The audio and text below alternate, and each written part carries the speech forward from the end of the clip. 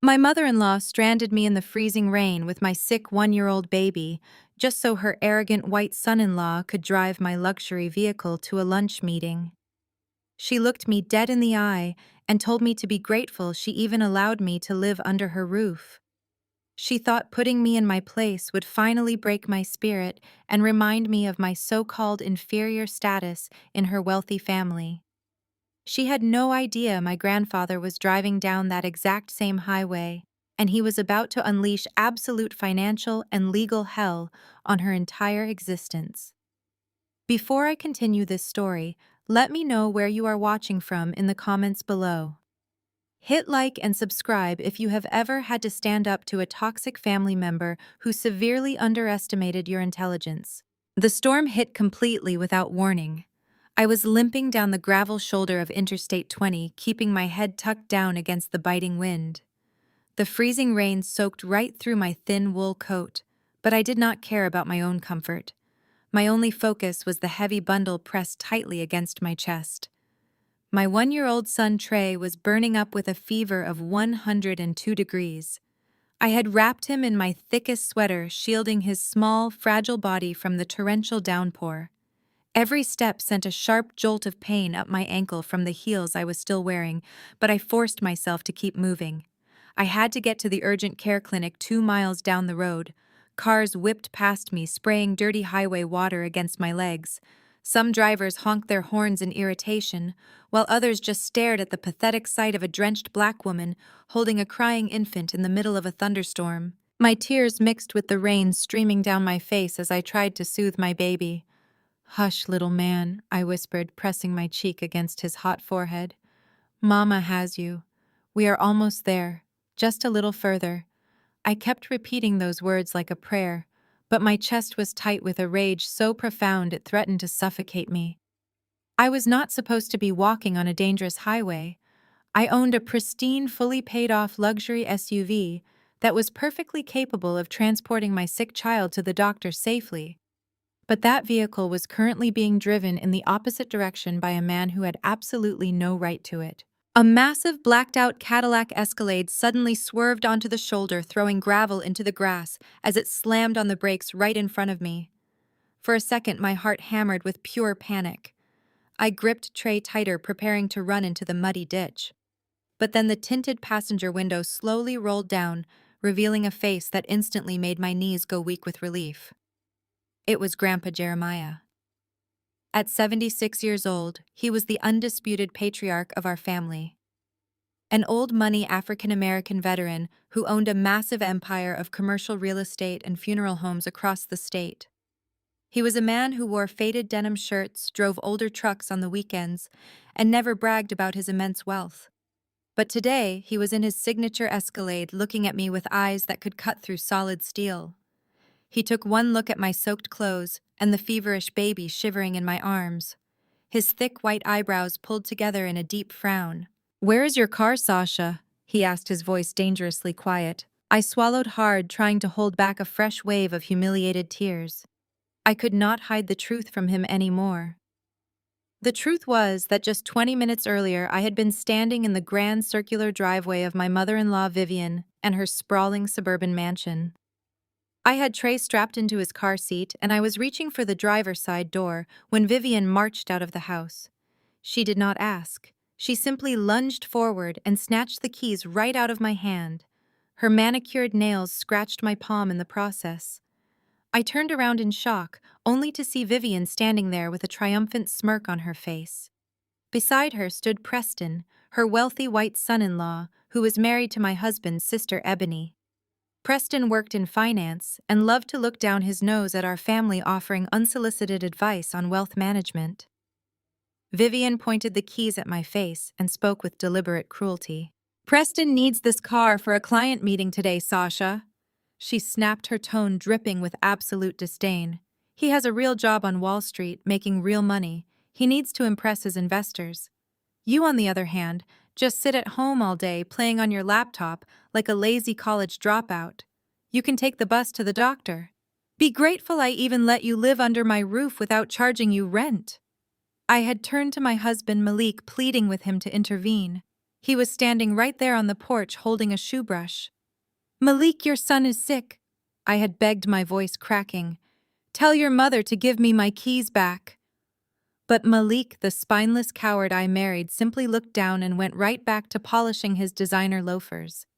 He let his mother strand his own wife and sick child in the freezing rain just to appease a condescending white man who constantly disrespected us. I stood shivering by the window.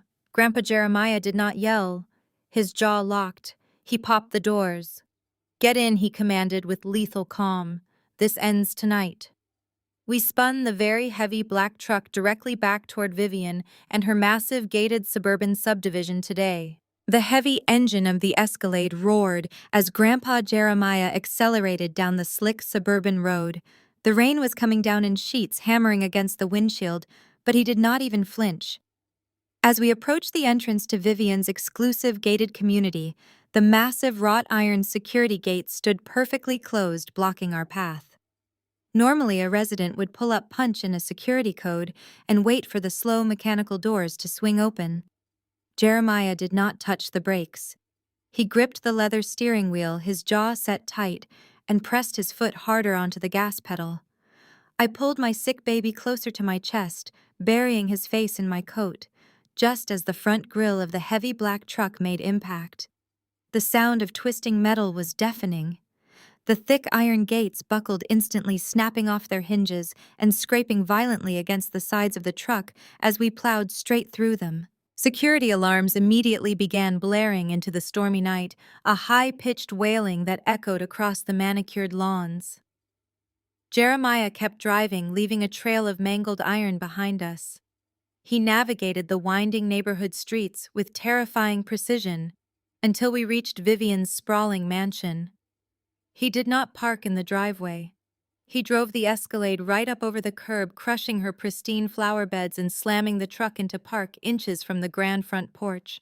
He killed the engine and stepped out into the freezing rain. I opened my door and followed him, keeping Trace shielded from the downpour.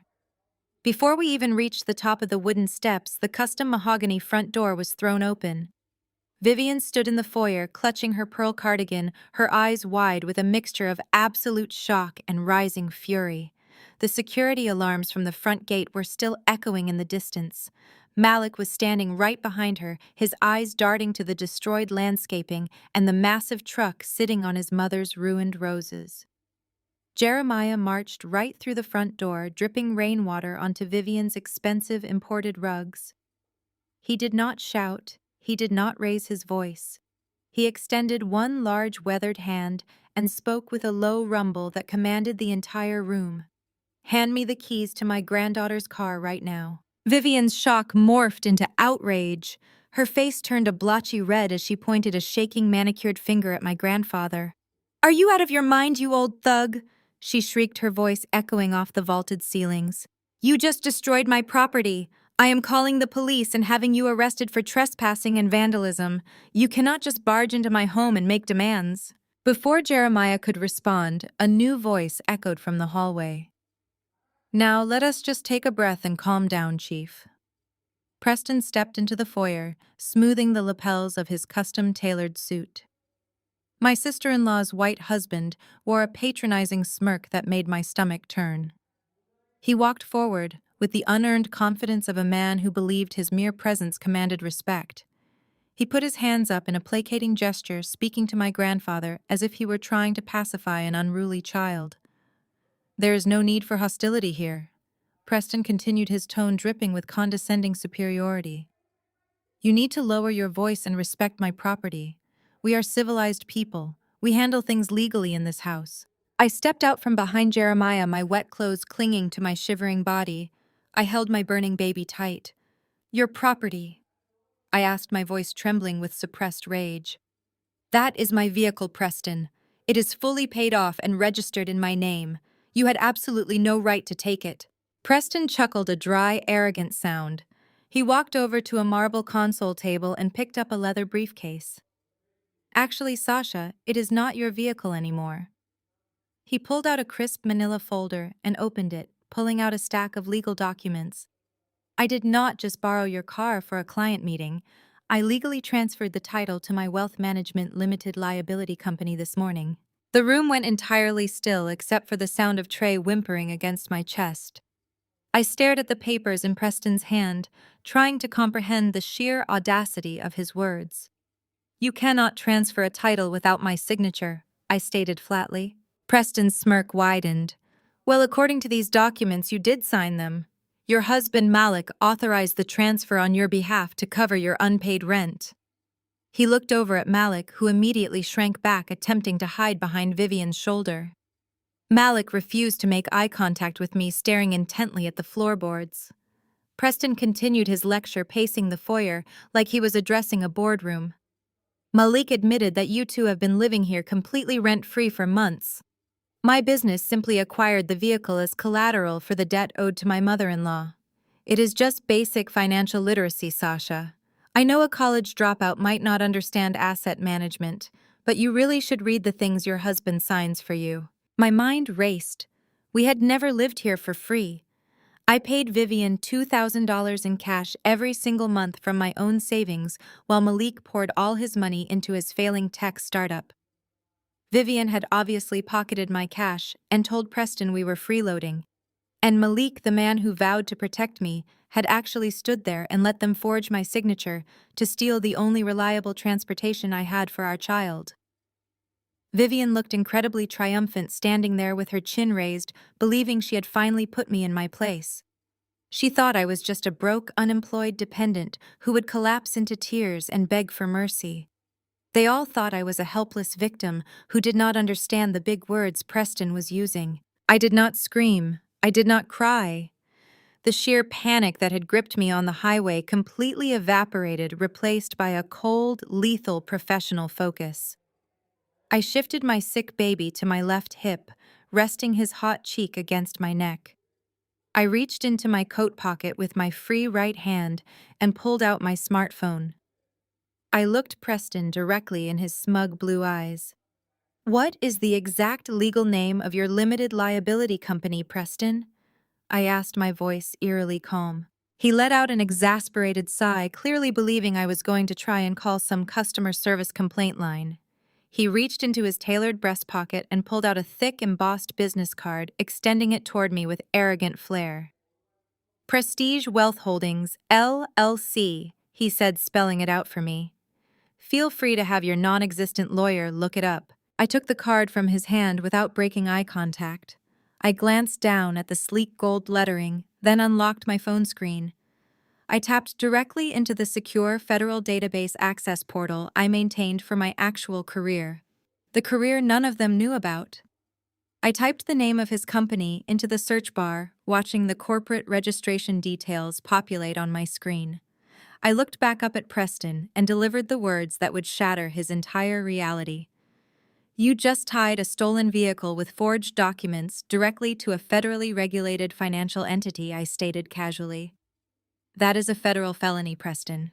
The screech of twisting metal was the only answer Jeremiah gave to the security gate. His massive black Cadillac plowed through the wrought iron like it was made of toothpicks, setting off a cacophony of alarms that sliced through the stormy night. I stood by the passenger window, cradling Trey, who had finally stopped crying and was now whimpering in his sleep. We rolled up to the front porch with tires spinning on the wet pavement. My heart was pounding so hard, I felt it in my throat.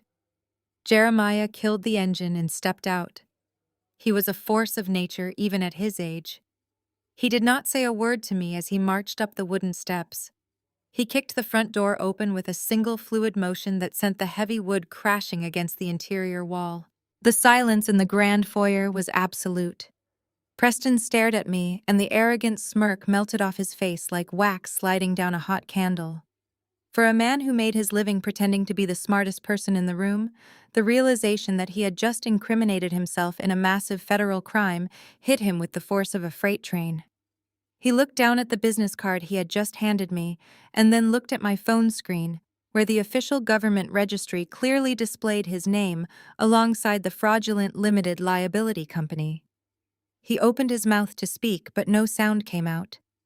His pale skin flushed a deep mottled red, and he took a sudden step backward, bumping into a marble pillar. Vivian, however, did not understand the gravity of the situation.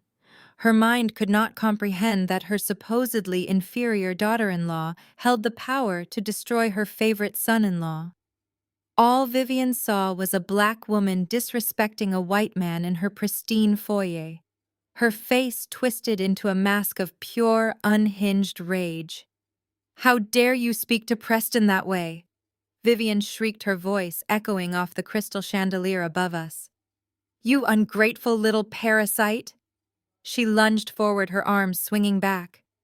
I saw the massive diamond rings on her fingers flash under the lights as she aimed a vicious slap directly at my face.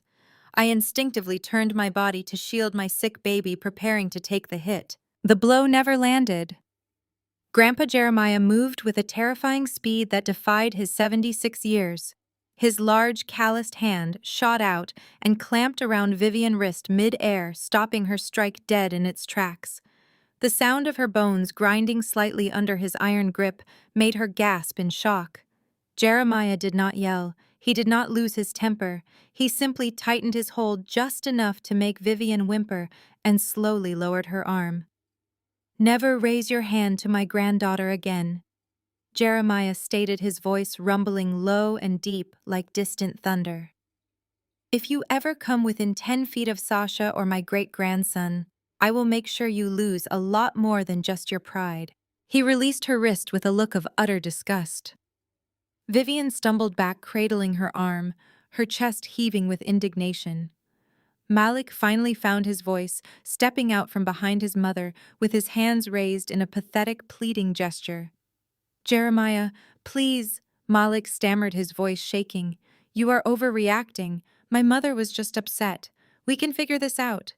Just give us the car keys back and we can sit down and talk like a family." Jeremiah turned his piercing gaze onto Malik. The disappointment in my grandfather's eyes was heavy enough to crush stone. "You let this woman throw your wife and your sick child out into a thunderstorm, Malik. You let this man forge documents to steal her property. You are no kind of man, and you are certainly no kind of family." Jeremiah reached into the pocket of his faded denim shirt and pulled out his cell phone. He bypassed his contacts and dialed a private number, tapping the speakerphone button so the audio would broadcast clearly through the quiet foyer. The phone rang twice before a crisp, professional voice answered. "Arthur speaking.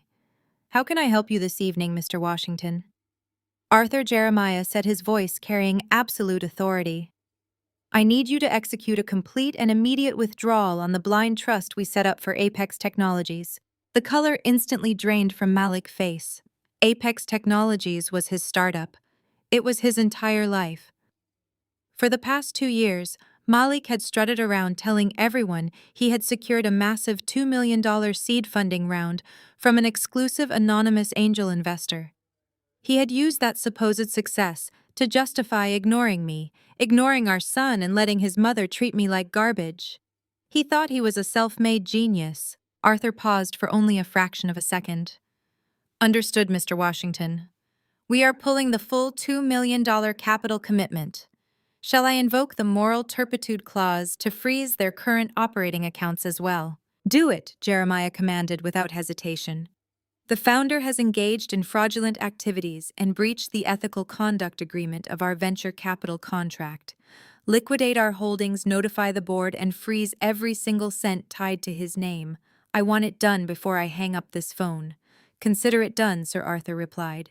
The line went dead. Malik's legs completely gave out beneath him.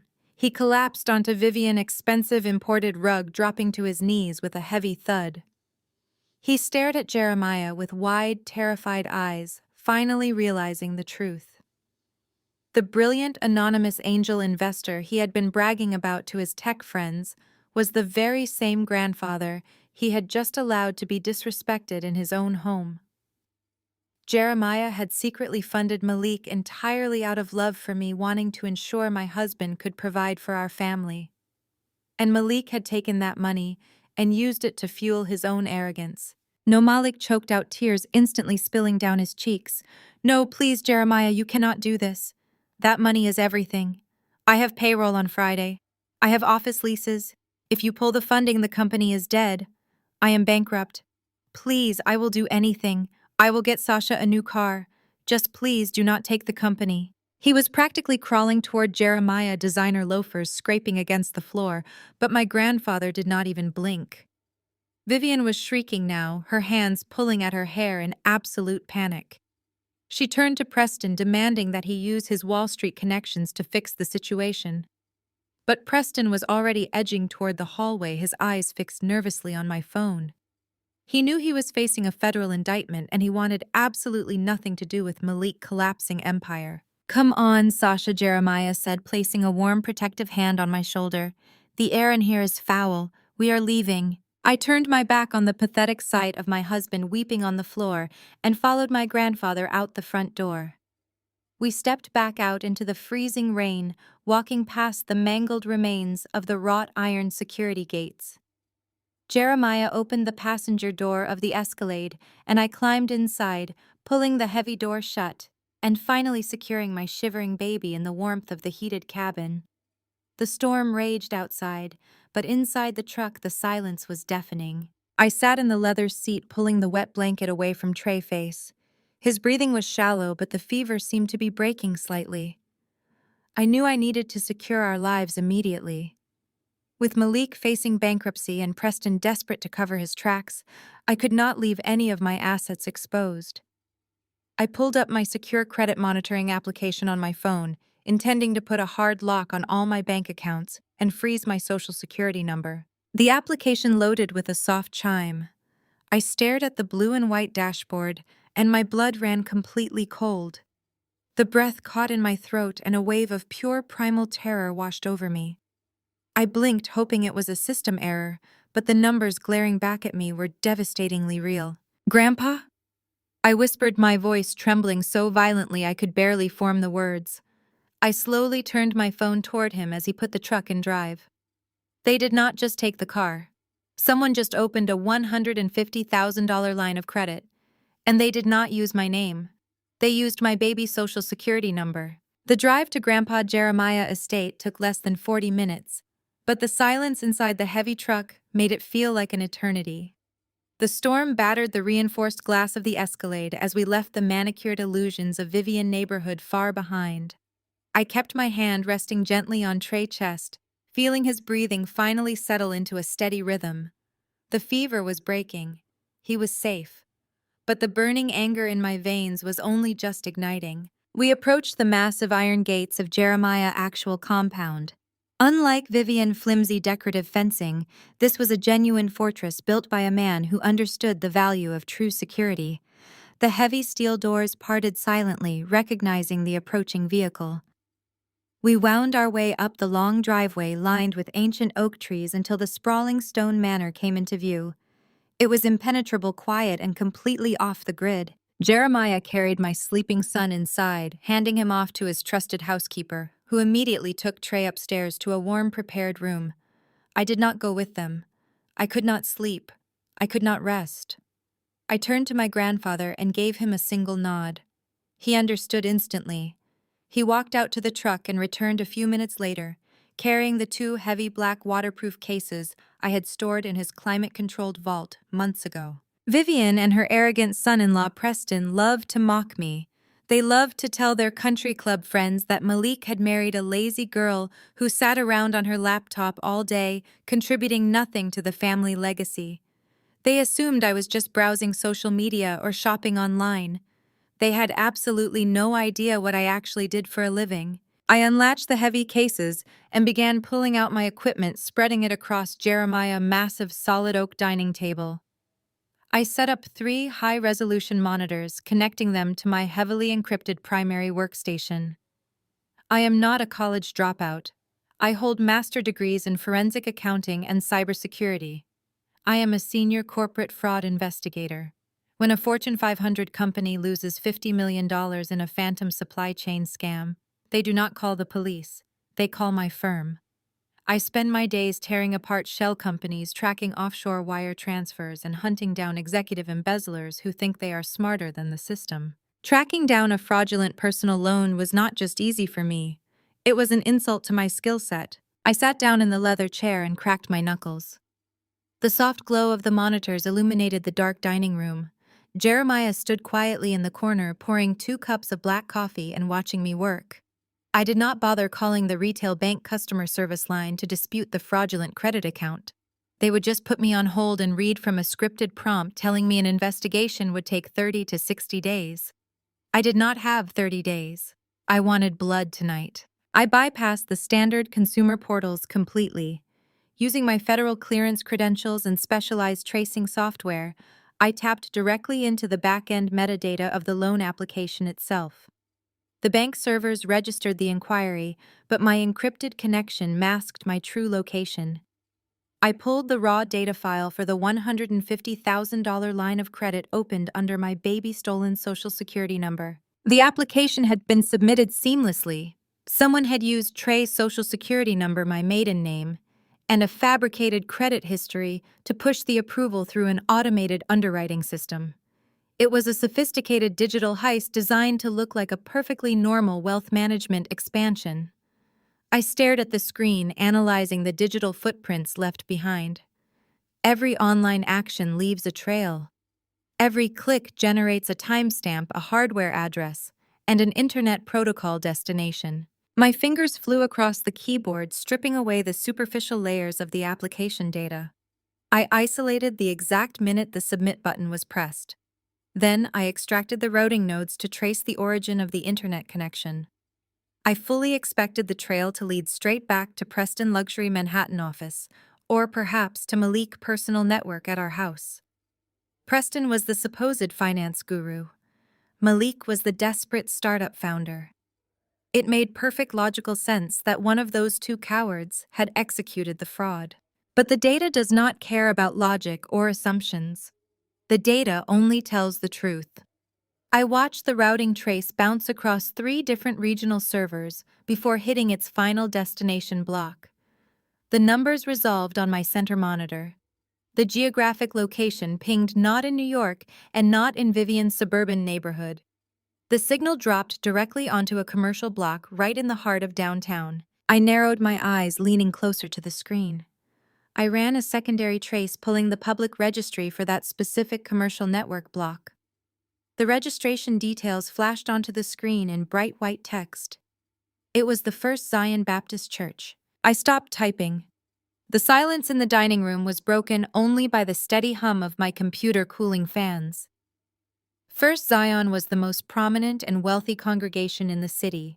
It was also the exact church where my mother-in-law spent 5 days a week holding court and controlling everyone around her. I ran a specific hardware address lookup, pinpointing the exact machine on the church network that had submitted the fraudulent loan application. The system returned a static, designated user profile. I looked over at my grandfather. He had walked up behind my chair, holding the 2 cups of coffee. His eyes were fixed on the glowing screens. He read the text aloud, his voice devoid of any surprise. Head of the Finance Committee, Vivian. She had not just stolen from my son, she had used the holy sanctuary of her own church and the secure network of the Finance Committee she controlled to commit federal identity theft. Vivian had built her entire social empire on the illusion of religious piety and moral superiority. She sat in the front pew every Sunday, judging the congregation and basking in their respect. And all the while she was sitting in her private church office, stealing my baby financial future to fund her own family greed. I took the cup of coffee from Jeremiah's hand and took a slow, deliberate sip. The dark liquid was bitter and hot. I looked back at the screen, staring at Vivian's registered user profile. She thought I was just an uneducated girl she could bully and discard. She had no idea she had just handed a top-tier forensic auditor the digital keys to her entire kingdom, and I was going to burn it straight to the ground. The morning sun cast long shadows across the manicured grounds of my grandfather's estate as I pulled one of his unassuming sedans out of the garage. I had kissed Trey's forehead while he slept safely under the watchful eye of the estate nurse before leaving. My mind was singularly focused. Vivian thought she was a mastermind operating from the untouchable sanctuary of First Zion Baptist Church. She had no idea she had just invited a predator into her sacred space. I arrived at the church just after 10. The parking lot was mostly empty, save for a few vehicles belonging to the administrative staff. I walked through the heavy oak doors carrying a casual tote bag. The familiar scent of lemon furniture polish and old hymnals hit me instantly. I had spent countless Sundays in this building enduring Vivian thinly veiled insults while sitting in the family pew. Today I was not a dutiful daughter-in-law. I was a phantom. I approached the front desk, greeting the elderly receptionist with a warm, practiced smile. I told her I had come to pick up some baby blankets and clothes I had left in the church daycare room last week. She nodded sympathetically, asking how little Trey was feeling. I gave her a polite reassurance and headed down the long carpeted hallway toward the children wing. But as soon as I rounded the corner out of her line of sight, I pivoted sharply. Vivian's office as head of the finance committee was located at the end of the administrative corridor. She treated that room like her personal throne room, but her arrogance was her greatest weakness. She believed herself so universally respected that she never even bothered to lock her door. I turned the brass knob and slipped inside, pulling the door shut behind me with a soft click. The room smelled of her expensive floral perfume. Her mahogany desk was perfectly organized, but I did not care about paper files. I went straight for the desktop computer sitting in the corner. I pulled a specialized high-speed cloning drive from my tote bag and plugged it directly into the motherboard array. I did not need her passwords or her permission. My software bypassed the user interface entirely, tapping straight into the raw data sectors of the hard drive. A progress bar appeared on my handheld device. I stood perfectly still, listening to the muffled sounds of church staff down the hall. My heart beat a steady rhythm against my ribs. 2 minutes passed. The drive copied years of financial records, deleted emails, hidden folders, and cached browser histories. At exactly 2 minutes and 50 seconds, the screen flashed green. Complete. I unplugged the drive, dropped it back into my bag, and turned to leave. I opened the office door and stepped right into the hallway, coming face to face with Ebony. She stopped dead in her tracks, her eyes narrowing as she looked from me to Vivian, closed office door. Ebony had always hovered around the edges of our family gatherings, desperate for Vivian approval and shamelessly orbiting my husband. Today, she was dressed as if she were heading to a luxury fashion shoot rather than a Wednesday morning church committee meeting. She was dripping in expensive designer accessories, but my eyes instantly locked onto her chest. Resting against her collarbone was a heavy vintage emerald necklace. The breath left my lungs. That necklace was not a store-bought piece. It was a custom heirloom that had belonged to my late mother. It was the only physical piece of her I had left in this world, and I had kept it secured in a velvet box in my bedroom. Malik had actually gone into my private things, stolen my dead mother jewelry, and given it to his mistress. Ebony saw my gaze drop to the emeralds, and a wicked, triumphant smirk spread across her face. She reached up and let her perfectly manicured fingers trace the intricate gold setting, making sure I got a good look at it. "Beautiful, isn't it?" she purred, her voice dripping with malice. "Malik gave this to me last night. He said it was just collecting dust in your drawer. He told me you really did not have the class or the style to pull off something this elegant. He said it belonged on someone who knew how to wear it." Every instinct in my body screamed at me to reach out, grab that necklace, and rip it right off her throat. I wanted to shatter her smug expression and tear the hallway apart, but I felt the solid weight of the cloned hard drive resting in my tote bag. I had a much bigger execution planned. A physical fight over jewelry would only alert Vivian that I had been in her office. I needed them to remain blind and comfortable in their arrogance. I forced my muscles to relax. I looked at the emeralds and then looked back up into Ebony gloating eyes. I let a slow, tight smile spread across my face. "It looks stunning on you, Ebony," I said, my voice dangerously soft and perfectly controlled. "You go ahead and keep it for now. Enjoy it." Her smirk faltered, slightly confused by my lack of a breakdown. She stepped aside and I walked past her with my head held high, exiting the church and walking back out into the bright morning sun. When I returned to my grandfather's estate, I did not waste a single second. I went straight to the dining room and plugged the clone drive into my multi-monitor workstation.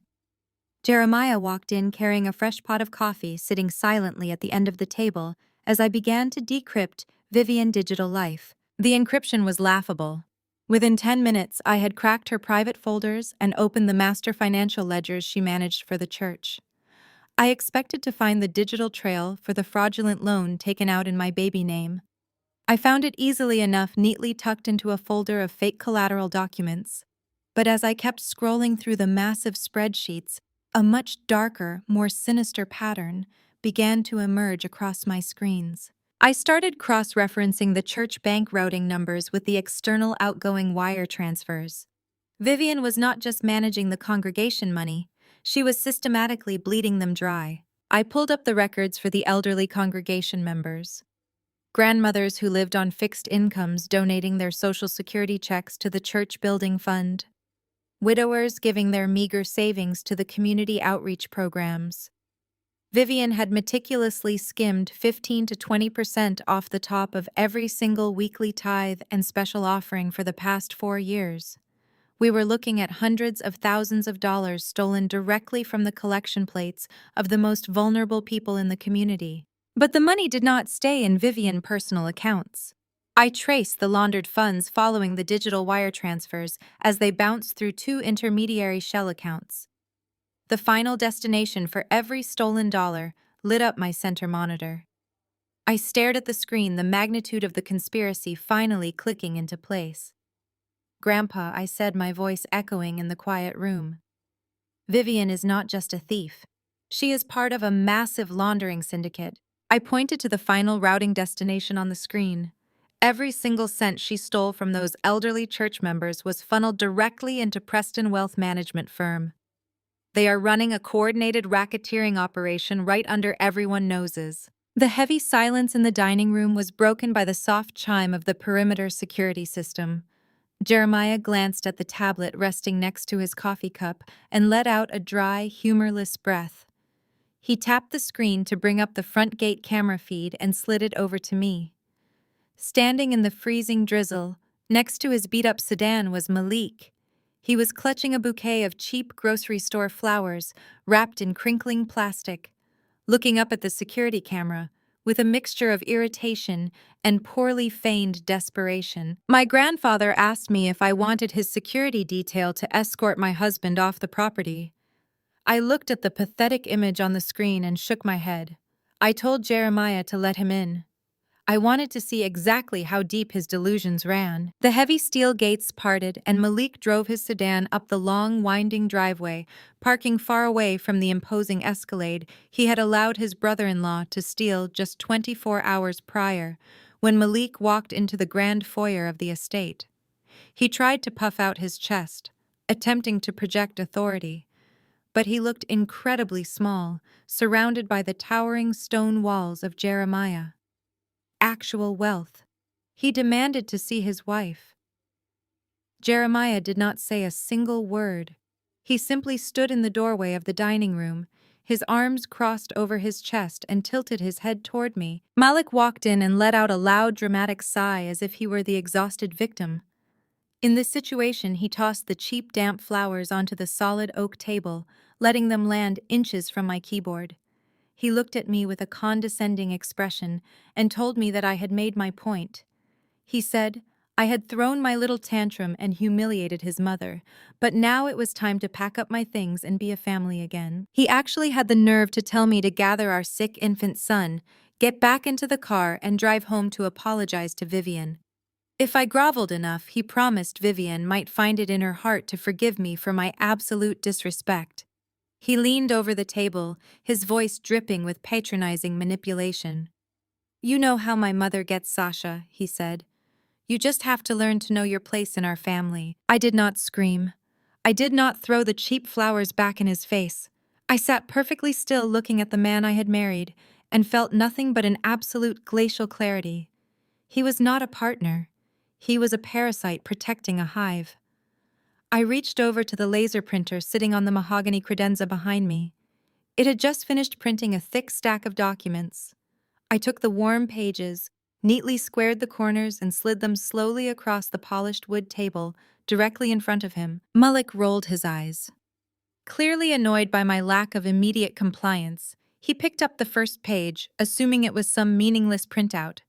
It was the routing ledger showing the church tithe funds sliding directly into Preston offshore accounts. Malik frowned, turning to the second page. It was the digital footprint of the loan origination document bearing our infant son's exact social security number and Vivian registered network credential. I watched the last remaining traces of color drain completely out of Malik's face. His hands began to shake so violently that the papers rattled against each other. He dropped the stack back onto the table as if the pages were actively burning his skin. I leaned forward, resting my elbows on the table, and looked him dead in the eyes. "You knew," I stated, my voice deathly calm. "You stood by and let your mother steal our baby identity to fund a criminal enterprise." Malik crumbled under my gaze. His arrogant posture vanished, and he started stuttering out a frantic, pathetic confession. He admitted everything he told me. That Preston was drowning financially. Preston had gotten hit with massive margin calls on several high-risk leveraged trades.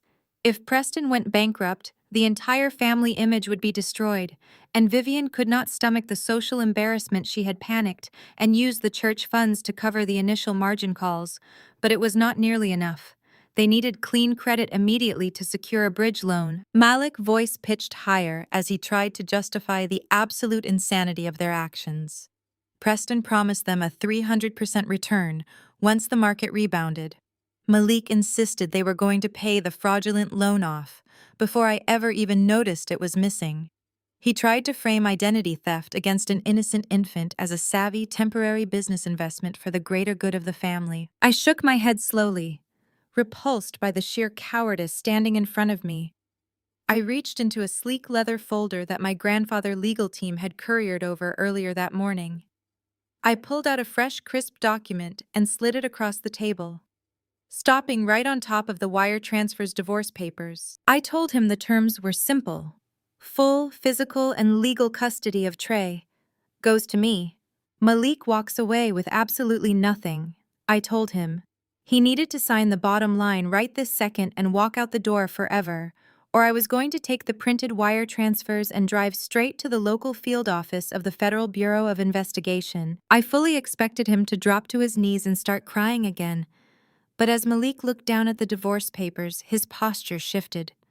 The pathetic, groveling husband suddenly vanished, replaced by a nasty, calculated sneer that mirrored his mother perfectly. He pushed my divorce papers back across the table. He reached into the inside pocket of his damp jacket and pulled out a folded legal document of his own. He tossed it onto the table. It bore a thick blue court seal. He looked at me with a cold malice and told me he was not signing anything. Preston Law Firm worked incredibly fast. Malik pointed to the blue seal and explained that it was an emergency ex parte custody order signed by a local judge just an hour ago. Malik had filed a sworn affidavit claiming I had suffered a mental breakdown, stolen his child, and fled the house in the middle of a dangerous storm. The legal document explicitly stated that I was mentally unstable, a severe flight risk, and an immediate physical danger to my own son. I stared at the blue court seal on the emergency custody order resting on the oak table. Malik stood there with a sickeningly triumphant smile on his face. He actually believed he had outsmarted me. He thought that by using Preston's high-priced legal team, he could paint me as an unfit mother and take my son hostage to force my absolute compliance. He thought the threat of losing my baby would make me fold and beg for his forgiveness, while his mother continued to steal my child's financial future. I did not beg, and I did not cry. I looked at the legal document, and then I looked at Malik. I told him he had 48 hours before the emergency challenge hearing. I told him to get out of my grandfather's house before he had to be carried out in a bag. Jeremiah took one heavy step forward, and the smugness instantly vanished from Malik's face. He turned and practically ran out the front door, leaving his damp, cheap flowers and his fraudulent custody bid resting on the polished wood. I had 2 days to prove I was a fit mother and completely obliterate their legal strategy. I was not going to simply play defense and hope for a sympathetic judge. I was going to turn their entire attack back on them and crush their miserable little empire. Jeremiah made a single phone call, and within an hour, a man named Marcus Vance walked through the front doors of the estate. Marcus was the most ruthless family law attorney in the city. He did not care about family harmony or amicable settlements. He only cared about total, absolute destruction of the opposing party. I sat down with Marcus at the dining room table and handed him everything. I did not just give him my spotless medical logs proving Trey was receiving round-the-clock care from a private estate nurse. I gave him the digital keys to my actual life. I handed over my federal tax returns, my employment verification from the corporate fraud investigation firm, and the massive property deeds Jeremiah had already placed into an irrevocable trust under my name. We spent the next 2 days preparing an ambush so flawless they would never see it coming. The emergency hearing took place over a secure court video conference system due to the strict 48-hour timeline. I sat at the massive dining table with Marcus sitting calmly by my side. On the center monitor, I could see the judge sitting in his formal chambers. In the other digital window sat Malik looking incredibly arrogant and confident. Preston sat right next to him, leaning back in his expensive leather office chair, looking like a wealthy kingmaker, graciously helping his poor brother-in-law. Their attorney was a slick, aggressive man, wearing a custom suit who immediately launched into a vicious character assassination the second the judge opened the floor. The lawyer told the judge that I was a lazy college dropout with absolutely no income and no future prospects. He claimed I was a mentally fragile and emotionally unstable woman who spent my days browsing the internet while my hardworking husband tried tirelessly to provide for our family. He spun a highly dramatic tale about how I had suffered a psychotic break during a severe storm, stolen a sick infant from his comfortable home, and fled to a secluded property where the child was in immediate physical danger. He demanded that temporary physical custody be transferred to Malik immediately so my son could be returned to the safety and warmth of Vivian's suburban home. Marcus let the man finish his entire fabricated speech. He did not interrupt a single time. He just sat there, taking meticulous notes. When the opposing lawyer finally stopped talking and smiled smugly at the camera, Marcus calmly addressed the judge and requested permission to submit our counter-evidence directly into the secure court portal. Marcus began with the financial stability argument. He pulled up my certified tax forms and employment contracts. He formally introduced my actual occupation as a senior forensic auditor holding dual master degrees in cybersecurity and accounting. He noted for the official court record that my annual salary was precisely 3 times larger than what Preston claimed to make on his very best year. Next, Marcus addressed the supposedly dangerous living conditions. He submitted the verified property deed and trust documents for Jeremiah's sprawling stone estate. He proved beyond a shadow of a doubt that I was not hiding in a dangerous, unheated location, but rather residing in a multi-million-dollar off-grid fortress that I legally controlled.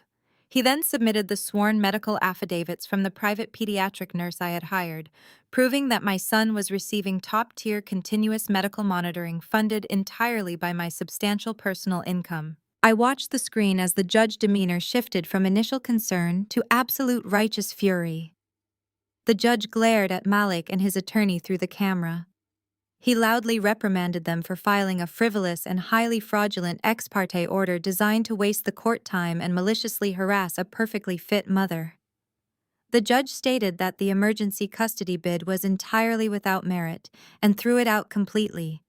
He ruled that full temporary custody would remain exclusively with me and barred Malik from coming anywhere near the estate without prior written consent. Malik's jaw dropped open. He looked frantically at his lawyer, who was suddenly very quiet and very busy shuffling papers into his briefcase. Preston sat frozen in his chair, his arrogant posture completely deflated as the humiliating reality set in. The lazy, uneducated girl they loved to mock at their country club dinners was actually out-earning his entire fraudulent wealth management firm. The hearing was practically over. The judge asked if there was any final documentation to review before he closed the digital session. Marcus stated he was going to share his screen to display the finalized temporary custody order for the judge to officially approve. Marcus clicked the share screen button, but he intentionally selected the wrong application window from his desktop. For exactly 5 seconds, a different document filled the entire video conference grid. It was not a family court order, It was a formal federal subpoena drafted by the Securities and Exchange Commission. The document clearly displayed the heavy federal seal and was directly addressed to Preston Wealth Management Firm and all of his associated shell companies, listing them as the primary targets of a massive federal racketeering and wire fraud investigation. Marcus quickly apologized, blaming a technical glitch, and minimized the window, bringing up the correct family court document. But 5 seconds was more than enough time. I watched Preston face in the corner of the monitor. The healthy color drained completely from his skin, leaving him chalk white and visibly trembling. His eyes were wide with sheer absolute terror. He stared at the screen, realizing that my financial disclosures were not just about proving my income to a family court judge. They were undeniable proof that I hunted arrogant white-collar criminals for a living. And looking at that federal subpoena, he had just realized that I was currently hunting him. Marcus closed his laptop with a soft click, and the digital window vanished, leaving my center monitor completely black. For a moment, I just sat there, breathing in the quiet satisfaction of what we had just accomplished. The judge had thrown out their fraudulent custody order, and Preston had looked the devil straight in the eyes. But my job was not finished yet. Preston and Vivian and Malik still thought they could circle the wagons and protect their stolen wealth. They thought family loyalty would keep them from going to federal prison. I knew better. There is no honor among thieves. You just have to give them a reason to turn on each other. I needed them to tear each other apart from the inside out. I needed the final unassailable proof of their racketeering operation, and the only way to get that was to make them panic. I opened my desk drawer and pulled out a cheap plastic burner phone I had purchased weeks ago with untraceable cash. Psychological warfare requires precision and patience. I needed to locate the weakest link in their fragile, arrogant alliance and target it with surgical accuracy. That weak link was Ebony. Ebony had spent years parading around our family gatherings, defending her genius white husband Preston. She loved to look down her nose at me because Malik was just a struggling startup founder, while Preston was a supposedly brilliant wealth manager. She bathed in the illusion of her perfect suburban life. She practically worshipped Preston for elevating her social status. But the data I had pulled from Vivian Church computer told a completely different story. Preston was not a financial genius. He was a desperate con artist, and Ebony was nothing but a convenient shield. I pulled up the encrypted files I had decrypted earlier that morning. My eyes scanned the endless rows of stolen transactions. The church tithe money was not being invested in high-yield mutual funds or protected bond portfolios. Preston had been systematically liquidating the stolen cash and funneling it out of the country, bouncing it through shell companies, until it finally rested in a series of highly concealed offshore accounts in the Cayman Islands. But the most beautiful piece of this puzzle was the name on those offshore accounts. The accounts were not registered to Preston, and they certainly were not registered to Ebony. Preston had hidden every single stolen dollar under the legal name of his secret white mistress, a woman who lived in a luxury condominium downtown, completely isolated from the family drama. Preston had been bleeding his mother-in-law Church dry, using his wife as a gullible pawn, and preparing to flee the country with his mistress and millions of dollars in stolen cash. The audacity of it was staggering.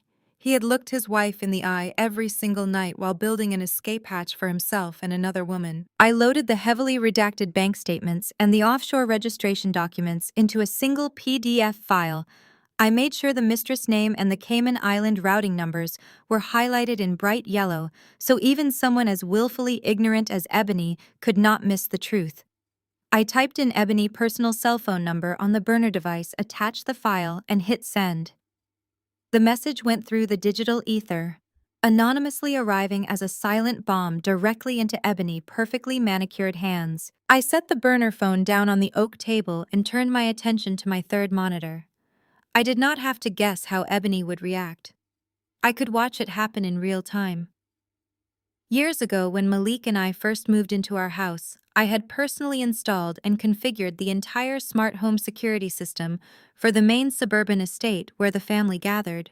They were all so technologically illiterate and so incredibly arrogant that they never even considered changing the master passwords or the network routing protocols. After I walked out the door, I typed my old administrative credentials into the login portal, and the screen instantly fractured into a grid of high-definition live video feeds, giving me crystal clear access to every corner of their house.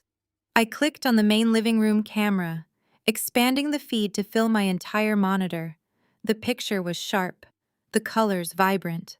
I sat back in my leather chair, crossing my arms over my chest, and watched the rats scramble in their sinking ship. Preston was pacing frantically back and forth across the expensive imported rug. His face was still pale from the Zoom hearing, and he was aggressively chewing on his thumbnail. He was holding his phone to his ear, desperately trying to reach his lawyers, or perhaps his mistress, but nobody was answering. The panic radiating from his body was visible even through the silent security feed.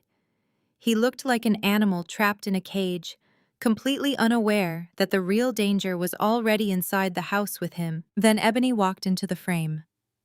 She was staring down at the glowing screen of her smartphone. Her face was completely frozen. The vintage emerald necklace she had stolen from my dead mother was still resting against her collarbone. She stopped in the middle of the living room, reading the PDF document again and again, watching her realize that her entire life was a pathetic lie. Was the most intoxicating feeling in the world she had defended Preston. She had mocked me. She had helped her mother and brother try to destroy my life. And now she was staring at the undeniable proof that her genius husband was preparing to leave her penniless and facing federal indictment. Ebony dropped her phone onto the glass coffee table. She did not say a word. She just lunged forward. She threw herself at Preston with a level of pure feral rage that shocked even me. Her manicured hands formed into claws and she struck him directly in the face. Preston stumbled backward, dropping his own phone in surprise, trying desperately to grab her wrists, but Ebony was completely unhinged. She was screaming at the top of her lungs, her mouth forming angry, rapid words. I did not need audio to understand. She was screaming about the money. She was screaming about the Cayman Islands. She was screaming about the mistress. Preston tried to push her away, holding his hands up in a desperate attempt to calm her down, but she grabbed the collar of his custom-tailored shirt and ripped it down the center, sending expensive buttons flying across the living room floor. She shoved him backward against the velvet sofa and began slapping him repeatedly across the head and shoulders. She was a woman who had just realized she was the ultimate pawn in a game she thought she was winning.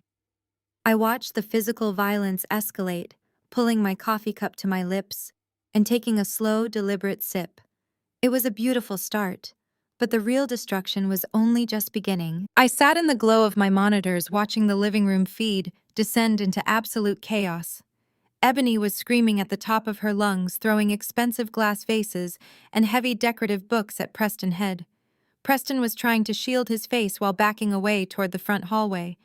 The entire illusion of their perfect suburban dynasty was shattering in real time right in front of my eyes. Vivian rushed into the room looking completely unhinged. She tried to physically pull her daughter away from her son-in-law, but Ebony shoved her own mother backward into a luxury armchair. Vivian was frantic and terrified. She knew that if Preston ran, he would leave her holding the bag for the missing church funds. She scrambled to her feet and grabbed Preston by his torn shirt collar, demanding he stay and fix the massive financial mess he had created. I watched Preston violently push Vivian aside, his eyes darting toward the front door like a trapped rat. The family of predators was finally turning on each other exactly as I had planned. My burner phone buzzed against the solid oak table, breaking the silence of the dining room. I looked down at the glowing screen. It was an unknown number, but I knew exactly who was calling. I let it ring 3 times before sliding the green button and raising the device to my ear. I did not say a single word. Malik's voice came through the small speaker, sounding breathless and utterly broken. He was completely panicked. He told me that everything was falling apart. He said Preston was packing his bags and liquidating whatever cash he could access from his laptop. He told me the feds were definitely coming, and he was going to lose his startup, his freedom, and his entire life. The husband who had spent years mocking my career and calling me a lazy girl was now begging for my mercy. He pleaded for my forensic accounting skills. He wanted me to use my federal clearance and my digital tracing tools to help him hide his remaining personal assets before the government froze his bank accounts. He was crying into the phone, promising he would do whatever I wanted if I just protected him from the impending federal raid. I listened to his pathetic whimpering and felt a cold, sharp smile stretch across my face. I told him I would meet him in 1 hour at a crowded 24-hour diner just off the interstate highway. I made it absolutely clear that he needed to bring me tangible physical proof of his mother involvement if he wanted my protection. Jeremiah drove me to the diner in his heavy truck. The night air was freezing and a light rain battered the windshield. Before I stepped out of the vehicle, my grandfather handed me a tiny, highly sensitive audio recording device. I went into the dark parking lot and taped the device securely beneath the thick fabric of my sweater right over my heart. I walked into the bright fluorescent glare of the diner and immediately spotted Malik. The diner smelled of stale coffee and fried grease, but I barely noticed. Malik was sitting in a back corner booth looking like a hunted animal. He was sweating profusely and nervously checking the large glass windows every time a car drove past the building. I walked over and slid into the cracked vinyl booth across from him, folding my hands neatly on the sticky table. Malik did not waste a single second trying to defend his family. He immediately started throwing his own mother under the heavy wheels of justice. He leaned across the table, whispering frantically that Vivian was the true mastermind behind the initial church skimming operation. He said she was the one who authorized the identity theft, using our infant son's social security number because her own credit was stretched too thin. He desperately tried to paint himself as an innocent, helpless bystander who just got swept up in her uncontrollable greed. I stared at him with blank, unforgiving eyes, waiting for the proof I had demanded. He reached into his damp jacket pocket and pulled out a small, worn leather notebook. He slid it across the table toward me, looking around to make sure no one was watching us. He called it the Black Ledger. It was Vivian's personal physical record of every single dollar she had stolen from the church congregation over the past 4 years. She kept a handwritten tally because she was too paranoid to trust digital files that could be hacked or tracked by federal authorities. Malik had sneaked into her private office and stolen it from her hidden wall safe before fleeing the house in a panic. I opened the small leather book and traced my finger down the neat columns of handwritten numbers. The numbers in the book represented stolen dreams. It was money meant for the community food bank, the orphanage outreach, and the elderly care program. Vivian had written down every stolen dime with the precision of a sociopath. It was all there in undeniable black ink. Dates, amounts, routing destinations, and Preston initials marked next to the offshore wire transfers. It was a holy grail of evidence. Malik kept talking, completely unaware of the tiny microphone taped to my chest, capturing every single syllable. He confessed to knowing about the fraud for the last 3 years. He admitted he had personally helped launder some of the early stolen funds through his fake technology startup company, just to make the cash look legitimate to the federal government. He told me how Preston had set up the shell corporations, but he was the one who signed the incorporation papers to keep Preston name clean. He handed me the exact pieces of the puzzle my federal colleagues needed to lock them all away for decades. I closed the heavy leather ledger and looked up at the man I used to love. He was staring at me with desperate, hopeful eyes, begging me to save him from the mess he had helped create. He had absolutely no idea he had just handed me the final nail for his own coffin and confessed to federal conspiracy on a recorded wire. I left the diner, leaving Malik shivering in his corner booth, and walked out into the freezing rain. My grandfather's heavy truck was waiting in the dark parking lot. I climbed inside and pulled the heavy door shut, blocking out the bitter wind. I clutched the worn leather notebook against my chest, feeling the weight of the evidence pressing against my heart. The drive back to the estate was long and quiet.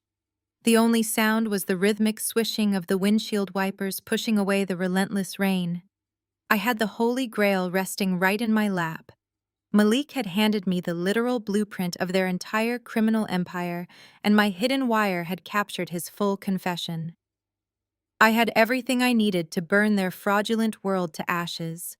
By the time we pulled through the massive iron gates of my grandfather's property, I was already running the calculations in my head.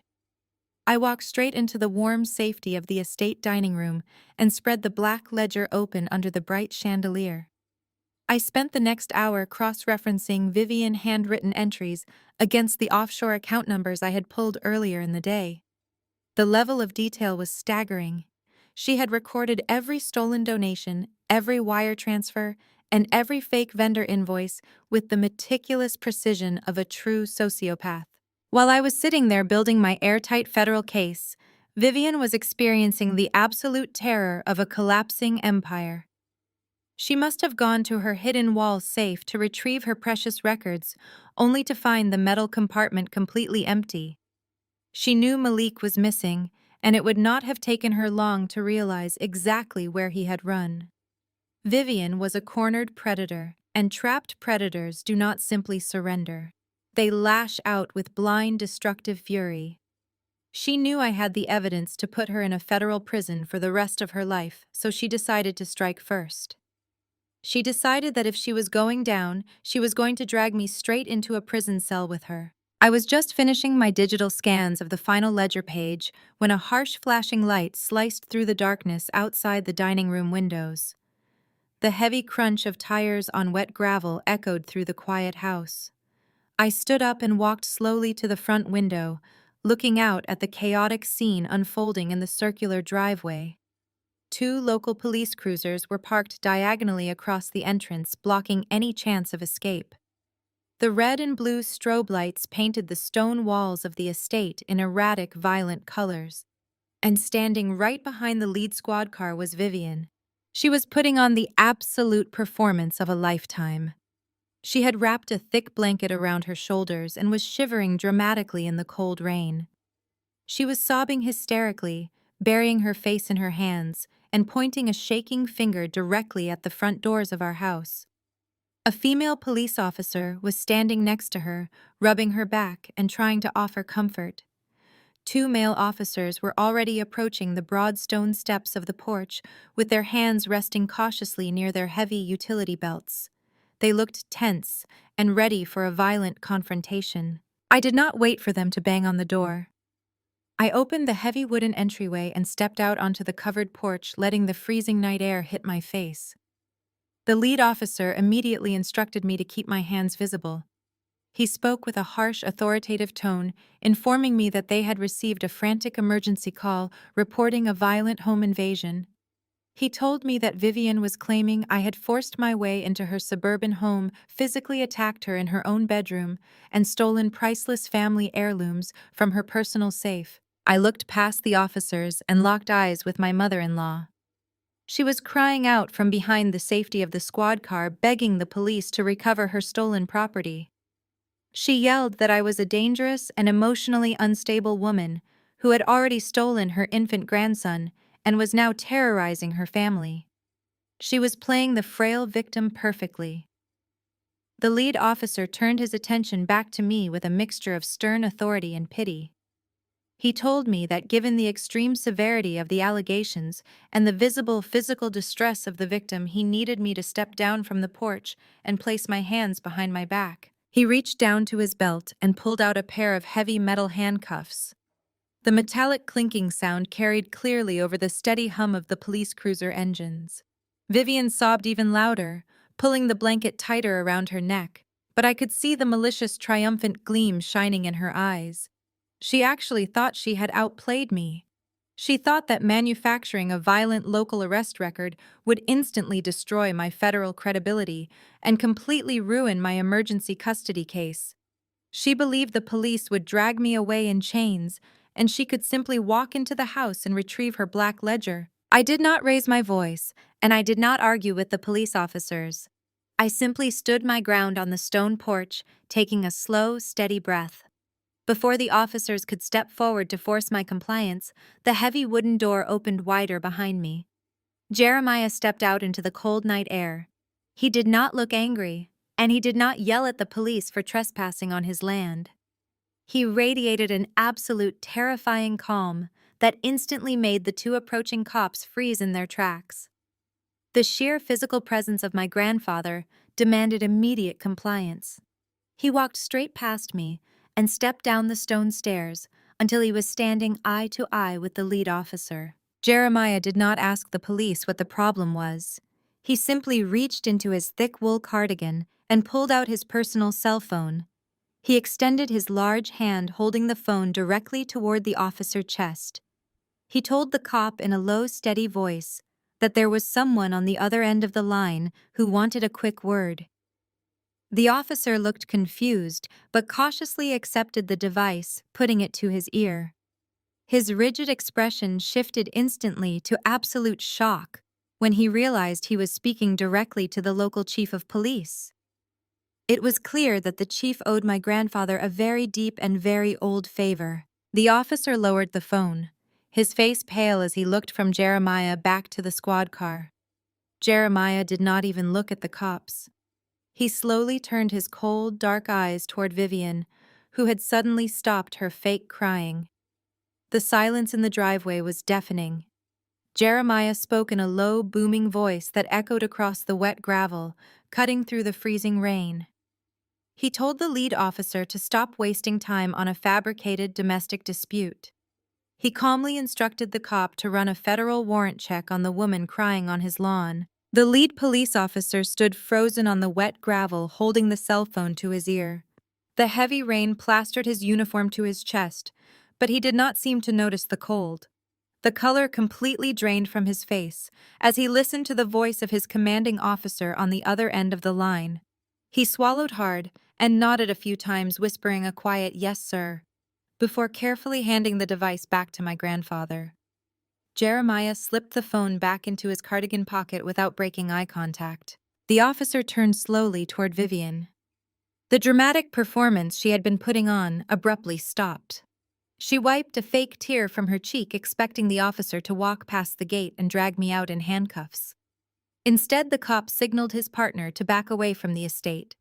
He looked at Vivian with an expression of pure disgust and told her that this was entirely out of their jurisdiction. He warned her in a harsh tone that filing a false police report was a serious crime and that she needed to leave the premises immediately before she found herself in the back of his cruiser. Vivian stood there completely stunned. Her mouth opened and closed, but no sound came out.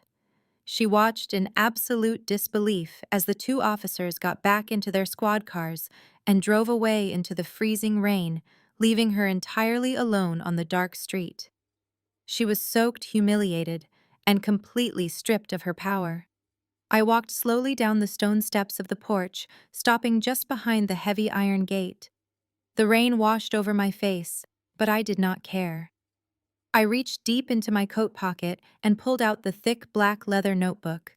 I held the black ledger up to the harsh glare of the security lights, making absolutely sure she could see the worn cover. I watched her eyes lock onto the book. The sheer, absolute terror that washed over her face was intoxicating.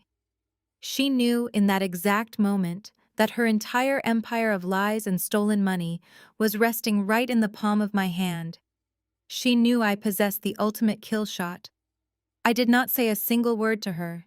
I just lowered the book, turned my back on her, and walked calmly into the warm safety of the estate, leaving her to rot in the storm. While Vivian was standing on the sidewalk realizing her life was over, Preston was in the middle of a total psychological collapse. The walls of his carefully constructed reality were caving in from every direction. His wife had physically assaulted him. His brother-in-law was missing, and the federal subpoena I had flashed during the court hearing was burning a hole in his mind. He rushed into his private home office and locked the heavy oak door behind him. His hands were shaking violently as he pulled his encrypted laptop from his briefcase and booted it up. Preston knew he had to run. His arrogant master plan had failed, and survival was his only remaining instinct. He planned to liquidate the remaining church funds immediately, transfer the stolen cash into an untraceable cryptocurrency wallet, and catch a red-eye flight straight to Dubai, where extradition treaties were complicated and wealthy fugitives could disappear forever. He logged into the primary offshore portal, his sweaty fingers slipping on the keyboard as he frantically began initiating the massive wire transfers. Back at my command center in the estate, I watched my third monitor light up with urgent notifications. The digital tripwires I had carefully planted around his financial architecture were screaming. I could see his desperate attempts to move the stolen money in real time. I reached for my secure phone and dialed my direct contact at the SEC field office. I gave the federal agent the exact offshore routing numbers, the shell company profiles, and the domestic accounts Preston was currently trying to drain. I told the agent that the suspect was actively attempting to flee the country with stolen assets. Within a matter of minutes, the massive machinery of the federal government slammed its jaws shut. I watched the live network traffic as a hard federal freeze was placed on every single account associated with Preston Wealth Management Firm. On his end, his screen suddenly flashed with red error codes: access denied, accounts frozen, contact financial institution. Preston let out a desperate scream and smashed his fist against his wooden desk. He grabbed his emergency leather travel bag, shoving whatever loose cash and expensive watches he could find into the main compartment, and ran out the door. The international airport terminal was mostly empty when Preston arrived. He was hyperventilating, his suit jacket soaked with rain and sweat. He sprinted straight to the first-class ticket counter, demanding the absolute next available seat on a flight to the United Arab Emirates. He slapped his premium black credit card onto the counter. The ticket agent swiped it once and then frowned. The agent politely informed him that the card had been declined. Preston cursed loudly and pulled out a different corporate card, his hands trembling so badly he dropped his wallet.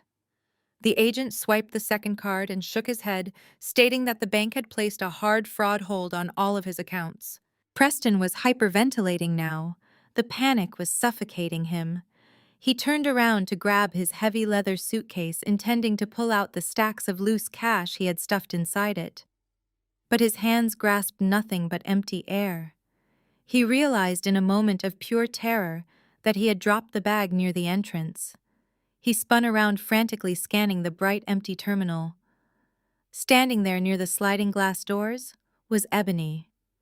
She was holding his packed leather suitcase with both hands. Her face was completely devoid of any emotion. She did not come to the airport to kiss him goodbye or beg him to stay and work on their marriage. She came to stall him until the authorities arrived. The loud wail of police sirens began to echo right outside the glass doors as heavy boots hit the linoleum floor. The federal net had closed around Preston with absolute finality. With his assets frozen and Ebony standing firmly in his way at the airport terminal, the authorities had swarmed him before he could even reach the security checkpoint. He was sitting in a federal holding cell, completely ruined, and Malik was sweating in a secure interrogation room, spilling every family secret to save his own skin. But Vivian was a completely different breed of monster. She did not run, and she did not confess. Instead, she completely fractured from reality and buried herself in the one thing she valued more than her own children: her social status. Less than 48 hours after her golden son-in-law was dragged away in handcuffs, Vivian proceeded with hosting the annual spring luncheon for the Women of Excellence Committee. This was the most elite, deeply judgmental circle of wealthy women in the church community.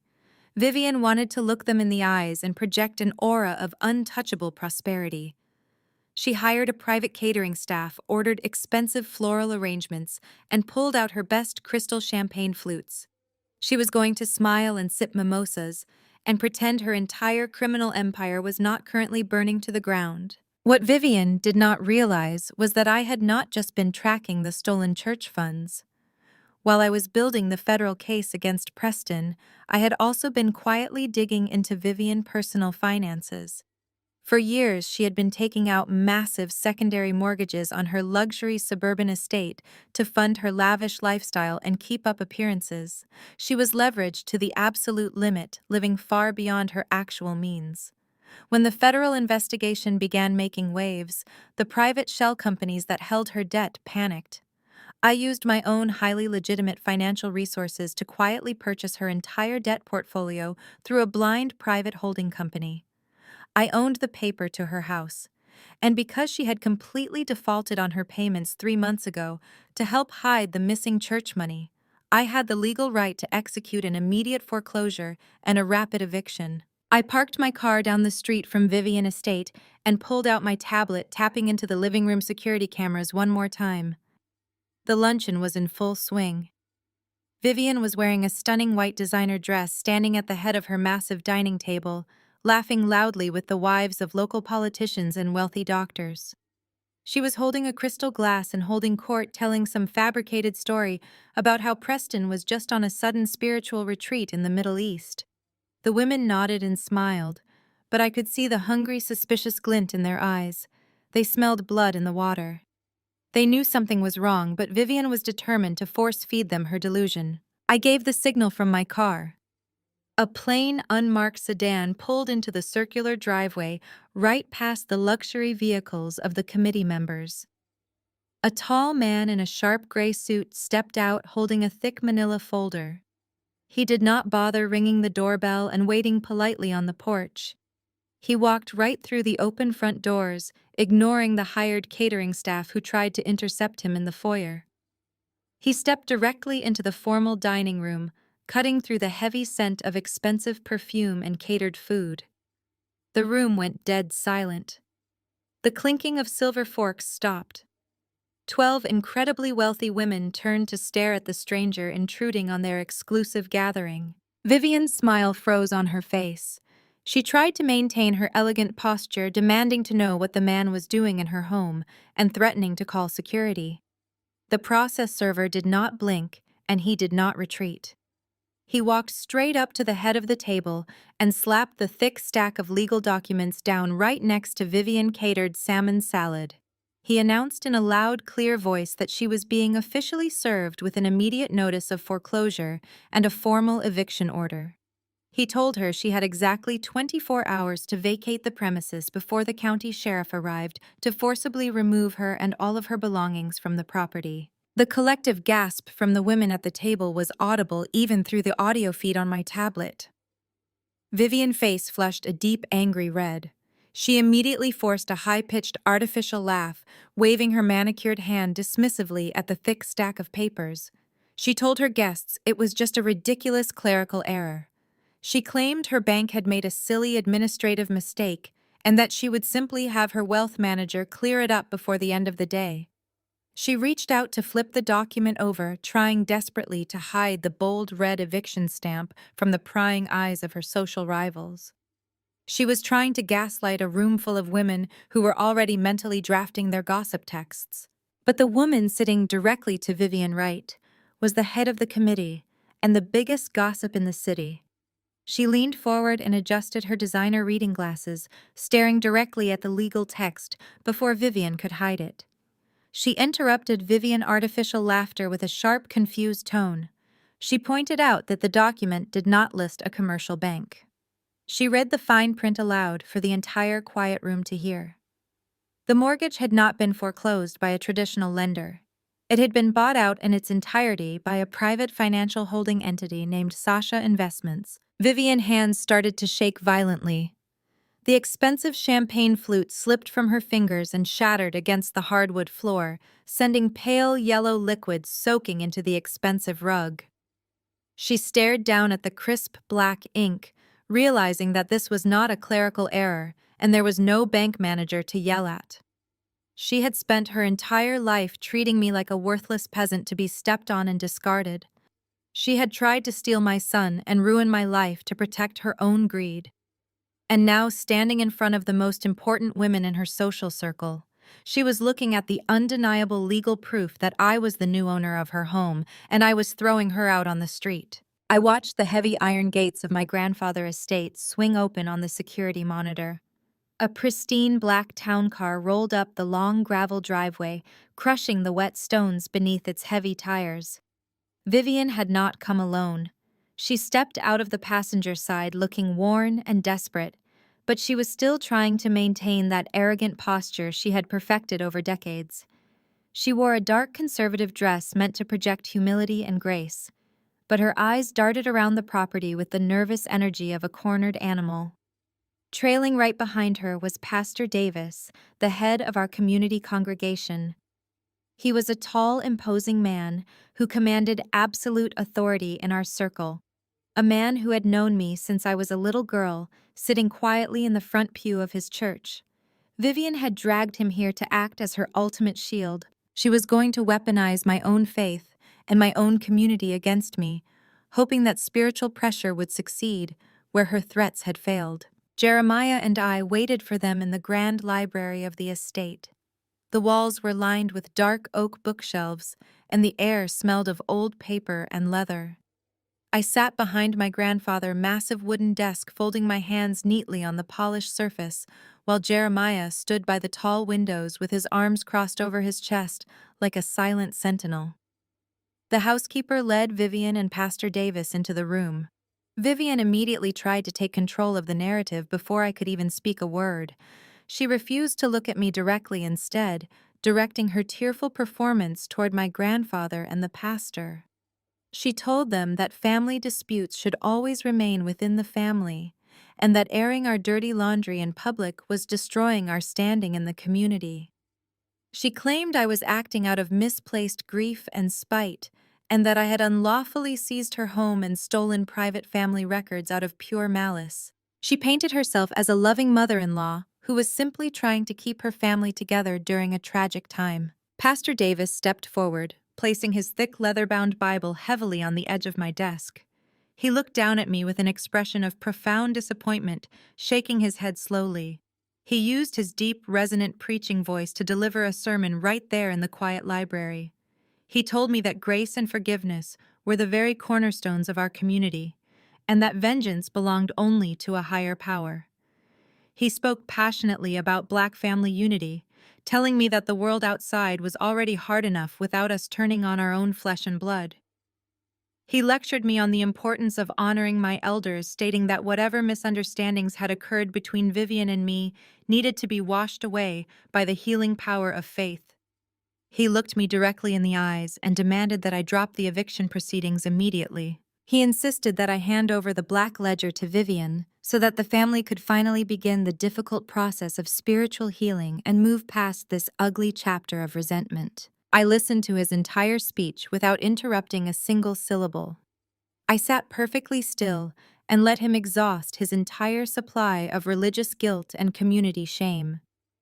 Vivian stood right behind him, nodding along emphatically and dabbing at her completely dry eyes with a silk handkerchief. She truly believed she had won. She thought the heavy moral weight of the church would force me to back down and hand over the very evidence that was going to put her in a federal prison for the rest of her life. She thought she could hide behind the sanctity of the pulpit to escape the consequences of her own greed. When the pastor finally finished his lengthy lecture, the room fell into a heavy, suffocating silence. I looked at the man who had baptized me and felt a deep, hollow pity for his blind faith in a monster. I reached down into the bottom drawer of the heavy oak desk and pulled out a thick manila folder. I placed the folder flat on the desk right next to his leather-bound Bible. I did not raise my voice or show any anger. I simply told Pastor Davis that I was absolutely committed to truth and transparency, just as the church taught us to be. I opened the cover of the folder and slid the first stack of financial documents toward him. I told him that these were not just random private family records or personal grievances. I explained that my forensic accounting tools had revealed exactly where Vivian had been sourcing the endless stream of cash required to maintain her luxury lifestyle and buy the expensive approval of her golden son-in-law Preston. The pastor looked confused and slightly offended by my defiance, but he reached out and picked up the top sheet of paper to humor me. I watched his eyes scan the highlighted numbers and the detailed columns. I told him to look closely at the routing numbers and the final destination accounts. Vivian had not just been skimming a few dollars from the weekly offering plates or the holiday charity drives. Her greed was so much darker and far more destructive. She had used her trusted position on the church financial board to systematically drain the congregation's entire pension fund. It was the retirement money meant to protect the elderly church staff, the lifelong choir director, the hard-working groundskeepers, and the pastor himself. Vivian had funneled hundreds of thousands of dollars out of the holy sanctuary and poured it directly into offshore shell accounts managed by Preston. She had quietly bankrupted the very institution she claimed to cherish, just to keep up the grand illusion of her suburban dynasty. The color completely drained from Pastor Davis' face, leaving him looking pale and suddenly very old. His hands began to shake violently as he flipped to the next page and then the next, reading the undeniable proof staring him right in the face. Bank statements, wire transfer receipts, and authorized withdrawal slips, bearing Vivian's exact handwriting, were all laid out in perfect chronological order.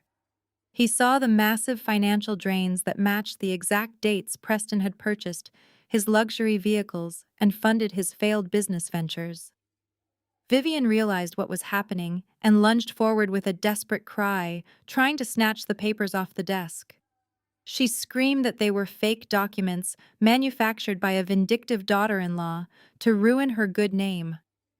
But Jeremiah stepped forward, instantly blocking her path with his massive frame and forcing her to step back. Pastor Davis stepped backward, stumbling slightly against the heavy leather chair behind him as the reality of the betrayal hit him.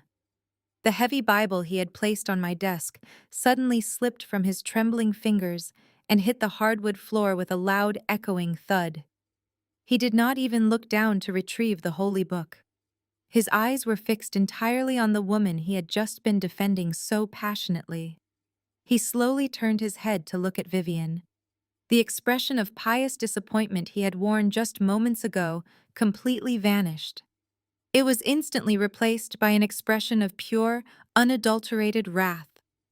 He realized in that exact second that the church was completely bankrupt and the woman crying next to him was the sole architect of their ruin. He looked back at me, his breathing heavy and erratic, his hands curled into tight fists at his sides. He did not speak another word of forgiveness, and he did not mention family unity. He looked me dead in the eye and told me to do what I must. The pastor-heavy footsteps echoed down the hardwood hallway, leaving Vivian entirely alone in the grand library. She collapsed into a leather armchair, clutching the forged documents and stolen ledgers, realizing the sanctuary of her church was gone forever. Jeremiah silently escorted her out of the estate, tossing her coat onto the wet gravel driveway. I did not stay to watch her crawl away into the dark. My focus had already shifted to the final piece of this pathetic dynasty. The morning air was bitterly cold when I walked out to my car parked near the back gates of my grandfather's property. The storm from the previous night had cleared, leaving a biting frost over the manicured lawns and the heavy iron fences. I had planned to head downtown to finalize the legal paperwork for the foreclosure and ensure that Vivian was physically removed from the premises by the county sheriff. But as I approached my vehicle, I saw a shadow moving frantically near the passenger side door. I slowed my steps, my shoes silent on the damp pavement. A man was wedging a rusted crowbar against the window frame of my SUV, his shoulders heaving with desperate effort. It was Malik. He was a complete wreck. His designer clothes, the same expensive fabrics he used to flaunt at country club dinners, were stained and wrinkled. His hands were shaking violently as he tried to pry the door open. I watched in absolute disgust as the window shattered inward, sending safety glass cascading across the asphalt. He reached his bleeding arm inside and unlocked the door. I stood there silently as he crawled into the back seat, pulling and tearing at the nylon straps of Trey's expensive infant car seat. The man who used to mock my career and brag about his innovative tech startup was now reduced to a common street thief, trying to steal his own infant son car seat just to pawn it for a few $100s. He was grunting and crying softly to himself, struggling with the complicated buckles in the dim morning light. His desperation was palpable, a foul stench of fear and sweat radiating from his body. I cleared my throat. The sound cracked through the quiet morning like a gunshot.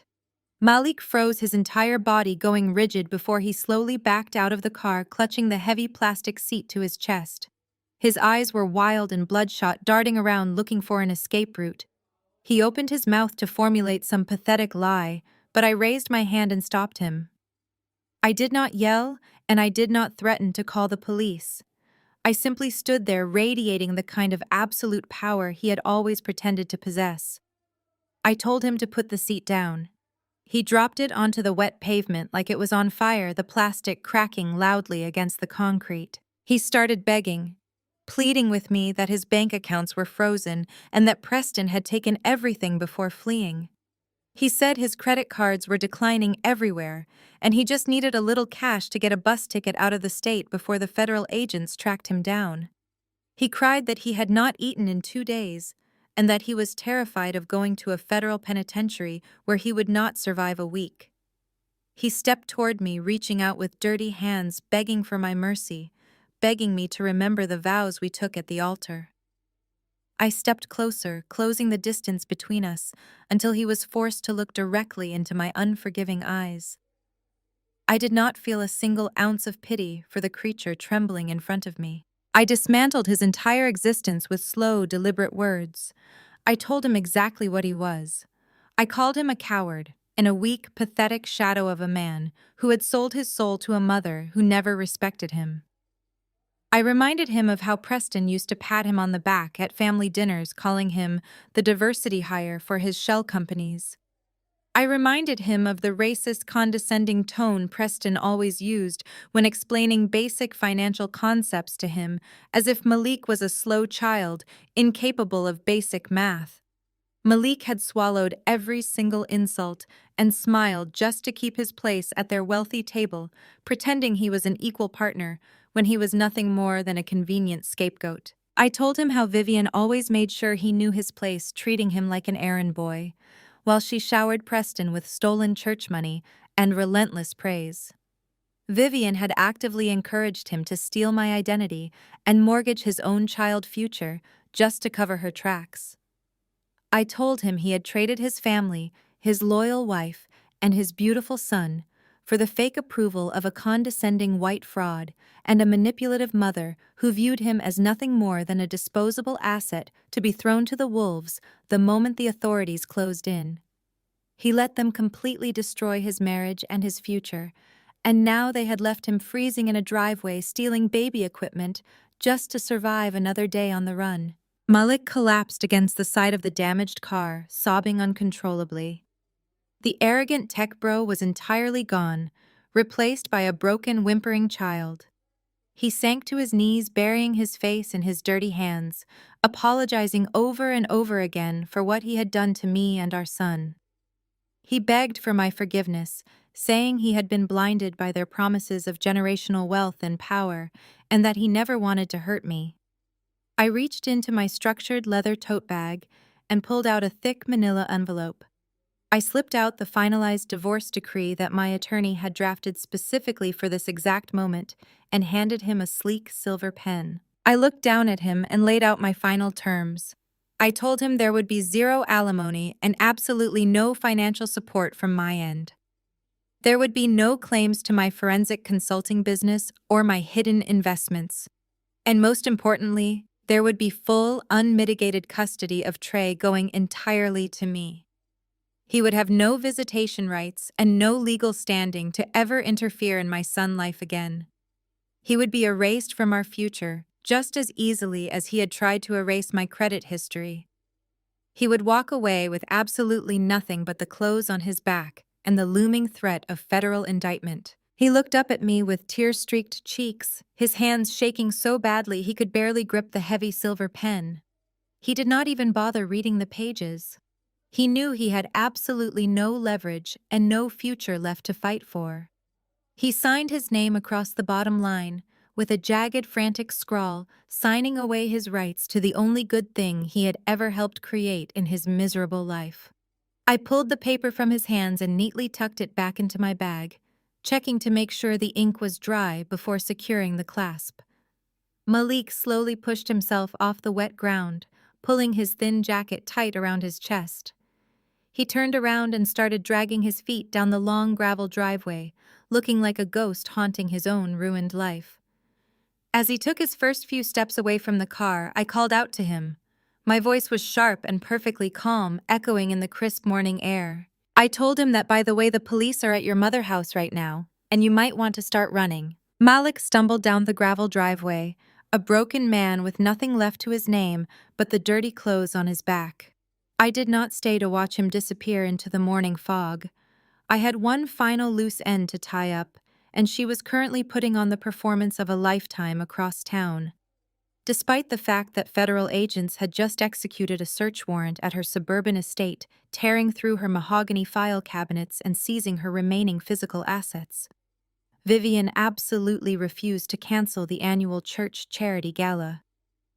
She had spent 6 months organizing this massive event at the most exclusive country club in the city, and her toxic pride would not allow her to back down and admit defeat.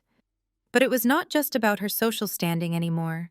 Vivian was a cornered rat, and she was incredibly desperate.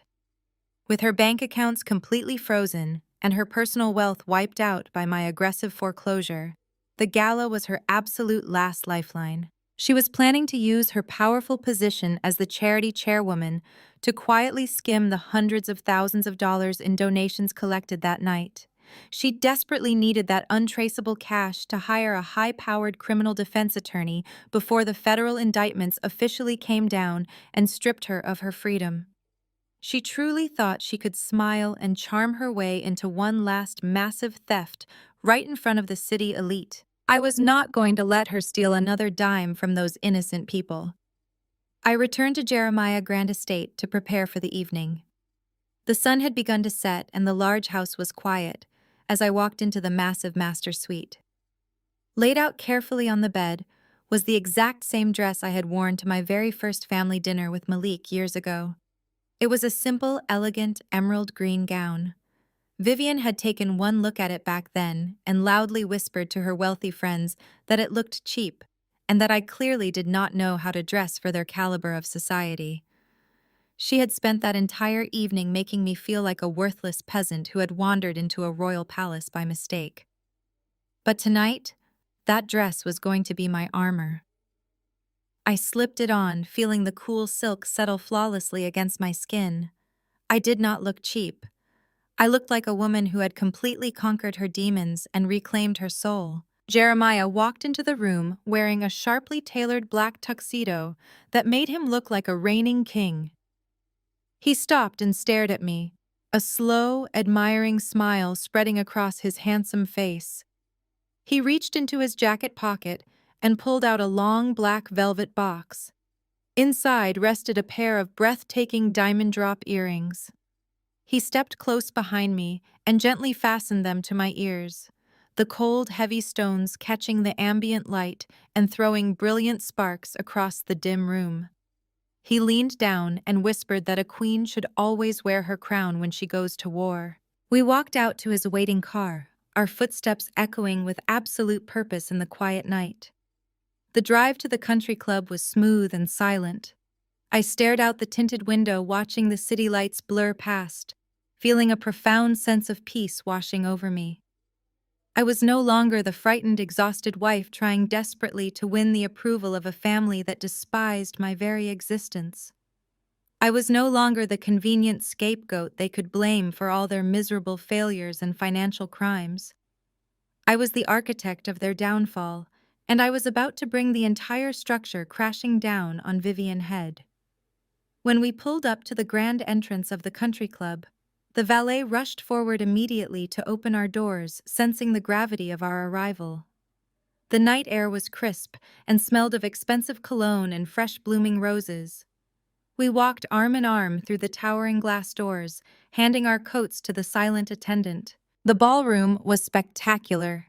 Massive crystal chandeliers hung from the vaulted ceilings, casting a warm golden glow over dozens of round tables draped in pristine white silk. The room was packed to the brim with the wealthiest and most influential people in the city. Wealthy real estate developers, local politicians, elite socialites, and prominent church members were all mingling and sipping expensive champagne from crystal flutes. A string quartet was playing softly in the corner, trying to set a sophisticated mood. At the very front of the room, on a raised velvet platform, sat the VIP table, and holding court at the center of that prestigious table was Vivian. She was wearing a blindingly expensive silver designer gown that must have been purchased long before her accounts were seized. Her hair was perfectly styled, and she was laughing loudly with the mayor leaning in and placing a manicured hand playfully on his dark-suited arm. She was playing the role of the generous philanthropic matriarch to absolute perfection, completely ignoring the fact that her entire world was burning to ash outside those velvet walls. For years, my place at these events had always been dictated by her cruelty. I was always forced to sit at the very back of the room near the swinging kitchen doors, where Vivian could easily pretend I did not exist. I was never allowed to sit with the important guests or be photographed with the core family. But tonight the rules had changed. I did not hesitate, and I did not look for a dark seat in the shadows. Holding Jeremiah's arm, I walked straight down the center aisle of the ballroom. The emerald green dress swept elegantly across the plush carpet, and the diamond earrings caught the chandelier light with every single step I took. People started to turn and stare, the loud conversation dying down as they noticed the sheer authority radiating from us. I walked directly past the mid-level tables, making eye contact with the very women who used to mock me, and marched right up to the raised platform at the front of the room. Vivian was in the middle of telling a fabricated story to the mayor when she finally noticed the sudden heavy silence rolling through the venue. She turned her head, and her eyes locked onto mine. The fake smile instantly froze on her face, and all the blood drained from her perfectly contoured cheeks.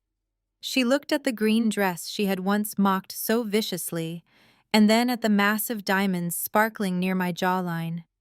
Her mouth opened slightly, but no sound came out. I did not wait for an invitation or a polite greeting. I walked straight up to the VIP table, pulled out the empty chair directly next to the mayor, and sat down. I smoothed my silk dress, folded my hands neatly on the pristine white tablecloth, and looked directly into Vivian. Panicked eyes, giving her the brightest, most terrifying smile she had ever seen. Vivian stared at me as if I had just crawled out of a fresh grave. Her perfectly painted lips parted slightly, but the words completely died in her throat before they could form. The mayor turned to me with a polite, curious smile, completely unaware of the absolute war zone he was sitting in the middle of. I introduced myself gracefully, extending my hand and telling him I was family. Vivian gripped the edge of the tablecloth so hard her knuckles turned stark white against the pristine fabric. She leaned in close to me, her voice a toxic, trembling whisper, demanding to know what I was doing here and threatening to have club security drag me out by my hair. I did not flinch, and I did not break my smile. I simply reached for a crystal glass of water, took a slow, elegant sip, and whispered back that if she made a scene in front of the mayor, I would pull the foreclosure documents out of my clutch and hand them to him right now. She swallowed hard, her eyes darting around the massive ballroom in absolute terror. The room was a sea of 500 influential guests. It was the absolute peak of the local black elite. Church elders in their finest tailored suits, wealthy real estate developers, and local politicians working the room for campaign donations were all mingling under the crystal chandeliers. This was Vivian Empire, and she was terrified I was holding a lit match to it.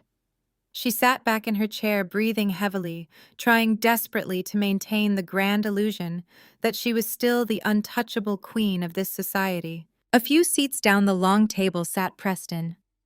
I honestly had not expected to see him here tonight, but money and connections have a way of opening doors that should remain firmly locked. He had somehow managed to post his massive federal bail using whatever hidden offshore funds he had not yet drained. He was sitting there in a sharp velvet dinner jacket with a smug, arrogant smirk plastered across his face, swirling a glass of expensive bourbon. He looked entirely unbothered by the fact that he was staring down a decade in a federal penitentiary. He sipped his drink and leaned back in his chair, observing the room like a predator evaluating his next meal. I could see the exact narrative playing out behind his cold, calculating eyes. He had spent years pretending to be the sophisticated savior of this family, but the truth was he despised them. He fully believed he could charm his way out of this entire disaster. His legal strategy was written all over his arrogant posture. He was going to throw the incompetent black family he married into directly under the bus.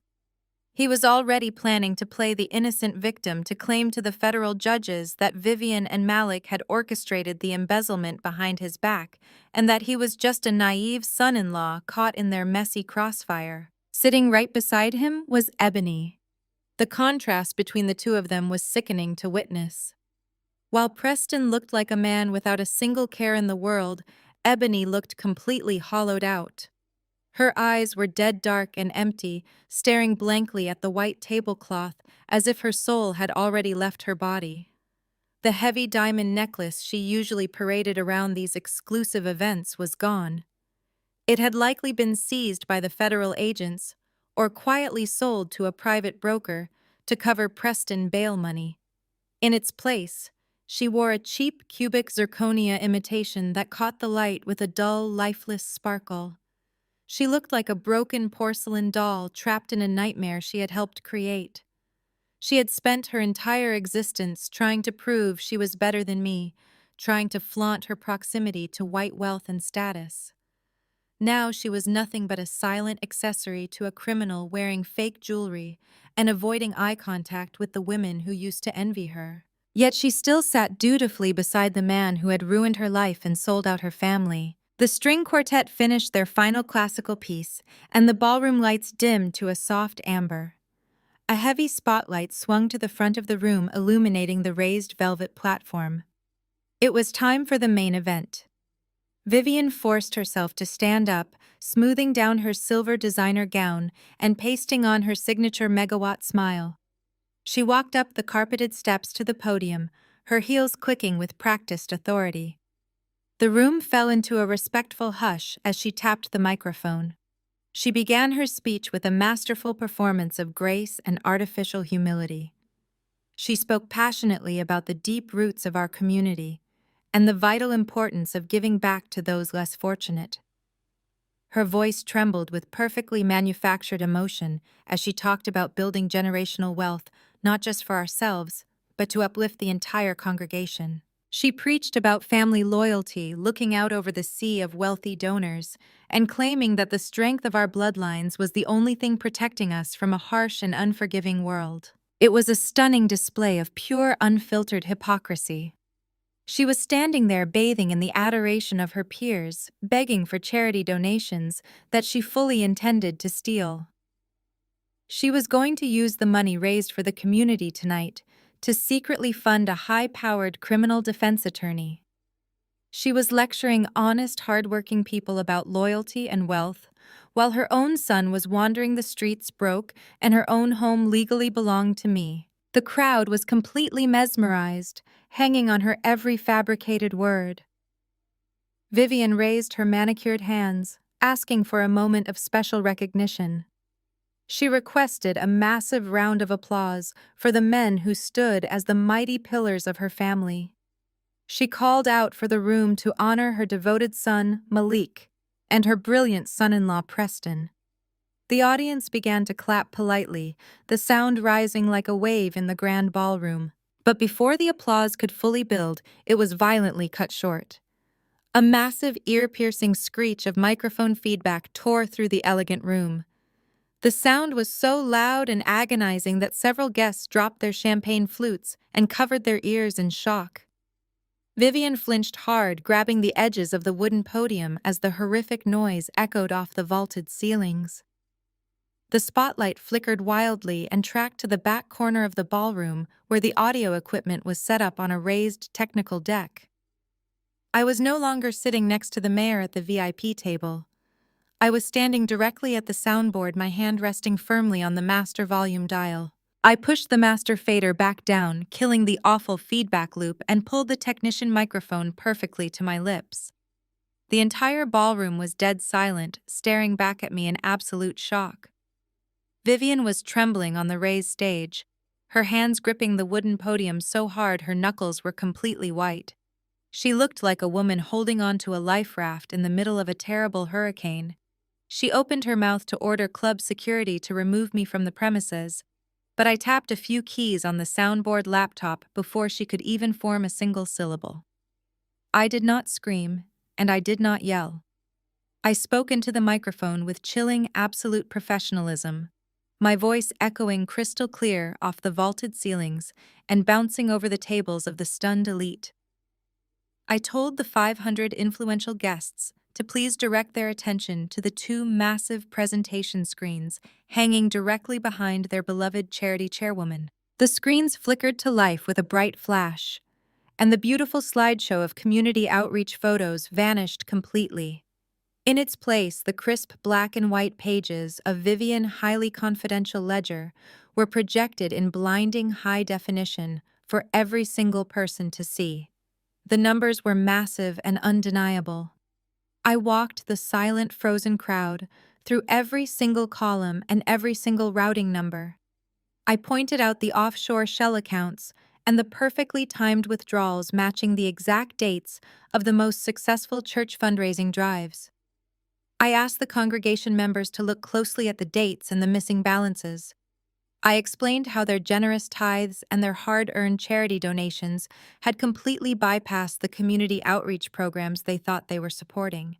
Instead, that money had gone straight into Vivian luxury estate renovations and her expensive designer wardrobe. I read out the exact amounts she had spent on catered luncheons, private country club memberships, and imported champagne using funds specifically designated for the local food bank and youth ministries. The collective gasp in the ballroom was deafening as I switched the slide to the next undeniable piece of evidence. I highlighted the specific accounts tied to the church pension fund. The elderly church staff and the devoted choir director were sitting in the crowd, watching their entire life savings reduced to zero on a massive digital screen. I explained exactly how Vivian had quietly depleted the retirement funds meant for the most vulnerable members of our community just to maintain her fake aristocratic facade. I watched the faces of the church elders crumple in devastation as they realized decades of their hard work had been stolen by the woman standing on the stage demanding their loyalty. And then I brought up the offshore trust documents. I showed the entire room how Vivian and her precious son Malik had conspired to open a fraudulent credit line using the social security number of my infant son. I exposed the $150,000 stolen in the exact name of an innocent baby just to fund Preston failing business ventures and maintain their grand illusion of wealth. The murmurs in the crowd turned into a low, angry rumble of pure outrage. People were standing up from their tables, staring at Vivian with absolute disgust as she stood frozen under the harsh stage lights, completely exposed and ruined. I did not stop there. I turned my attention from the trembling matriarch to the smug golden son-in-law sitting at the VIP table. Preston's smirk had completely vanished, replaced by a pale, sweating mask of sheer panic. Ebony was shrinking away from him, trying to make herself as small as possible in her chair, her fake diamonds looking even cheaper under the heavy glare of the chandeliers. I spoke directly to Preston, my voice cutting through the heavy tension in the elegant room. I publicly dismantled his entire Wall Street facade right in front of the local politicians and real estate developers he had been trying to impress all night. I revealed that he was not a successful investment banker at all. I displayed the federal documentation proving he had lost his financial license 3 years ago for gross misconduct and blatant fraud. I told the crowd exactly what he really was. A failed, desperate con artist who had weaponized his white privilege to infiltrate a trusting Black community and scam innocent elders out of their hard-earned wealth. I told them he had used Vivian blind desperation for white validation to completely drain their congregation dry, playing them all for absolute fools while he lived a life of stolen luxury and arrogance. Preston completely snapped. The truth broke him. His face turned a dark, violent red and he kicked his chair back with incredible force, sending it crashing to the plush carpet. He lunged forward toward the technical deck, screaming vile racial slurs at the top of his lungs. his mask of civilized charm entirely shattered into a million jagged pieces. He was a cornered animal lashing out with pure hatred and entitled rage, showing the entire community the monster he truly was. The entire ballroom erupted into chaos as he charged down the center aisle, pushing past the horrified guests who shrank back from his violent outburst. But he did not even make it halfway to the soundboard. My grandfather Jeremiah stepped out from the shadows of the VIP table and placed his massive frame directly between Preston and the technical deck. Jeremiah planted his heavy wooden cane firmly against the floor, his face an unmoving mask of absolute, unwavering authority. He did not flinch, and he did not say a single word to the screaming coward. He simply looked down at Preston with cold, calculated disgust, and then gave a single slow nod toward the heavy wooden back doors of the ballroom. Jeremiah had barely given a single slow nod toward the heavy wooden back doors of the ballroom before they violently burst open. There was no quiet discretion, and absolutely no polite inquiry. A massive swarm of federal agents streamed into the elegant room, moving with terrifying speed and militaristic precision. They wore dark tactical vests with bright yellow FBI and SEC lettering prominently plastered across their chests and backs. The loud, rhythmic clatter of their heavy combat boots against the polished hardwood floors and the plush custom carpets completely drowned out the terrified gasps of the city elite. The wealthiest and most influential people in the city scattered like a parted sea, dropping their expensive crystal champagne flutes and designer plates in sheer panic. The agents formed a tactical wedge, ignoring the local politicians and real estate developers as they marched directly toward the raised velvet platform at the front of the room. Preston completely froze in his tracks, his arrogant rage evaporating in a split second as the reality of the yellow block letters finally penetrated his thick skull. He opened his mouth to scream about his rights and his imaginary connections to the governor, but an agent grabbed him by the shoulder of his expensive velvet dinner jacket. Preston tried to pull away, swinging his arm and spitting vile racial slurs in a pathetic attempt to resist arrest, showing everyone the ugly racist monster he truly was. It was the worst mistake he could have possibly made. Two massive agents tackled him simultaneously, driving him face first into the hard wooden dance floor with brutal efficiency. The sickening sound of his jaw cracking against the polished oak echoed sharply through the silent ballroom. They yanked his arms violently behind his back, the heavy steel handcuffs clicking shut with a loud, unforgiving finality. The golden boy of Wall Street was instantly reduced to a blubbering, sobbing mess, pressing his bleeding face against the floor and begging them not to ruin his suit while the agents read him his rights. Ebony stood frozen near the overturned chairs watching the man she had sacrificed her entire moral compass for get pinned to the ground like a common street criminal. She did not scream for help, and she did not shed a single tear for the husband who had manipulated her.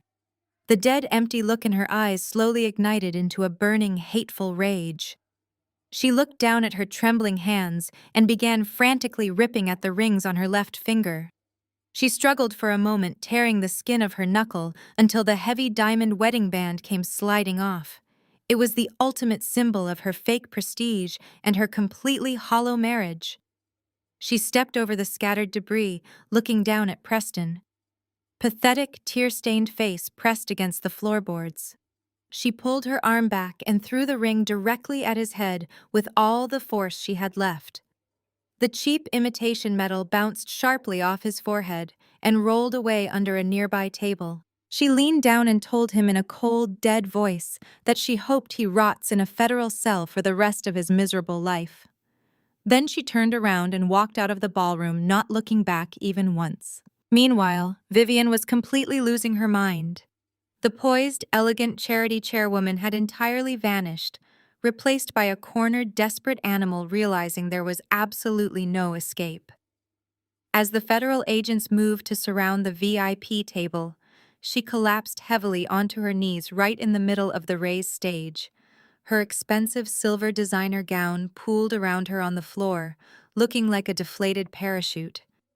She began screaming wildly, thrashing her arms and hyperventilating as the reality of her impending prison sentence crashed down on her.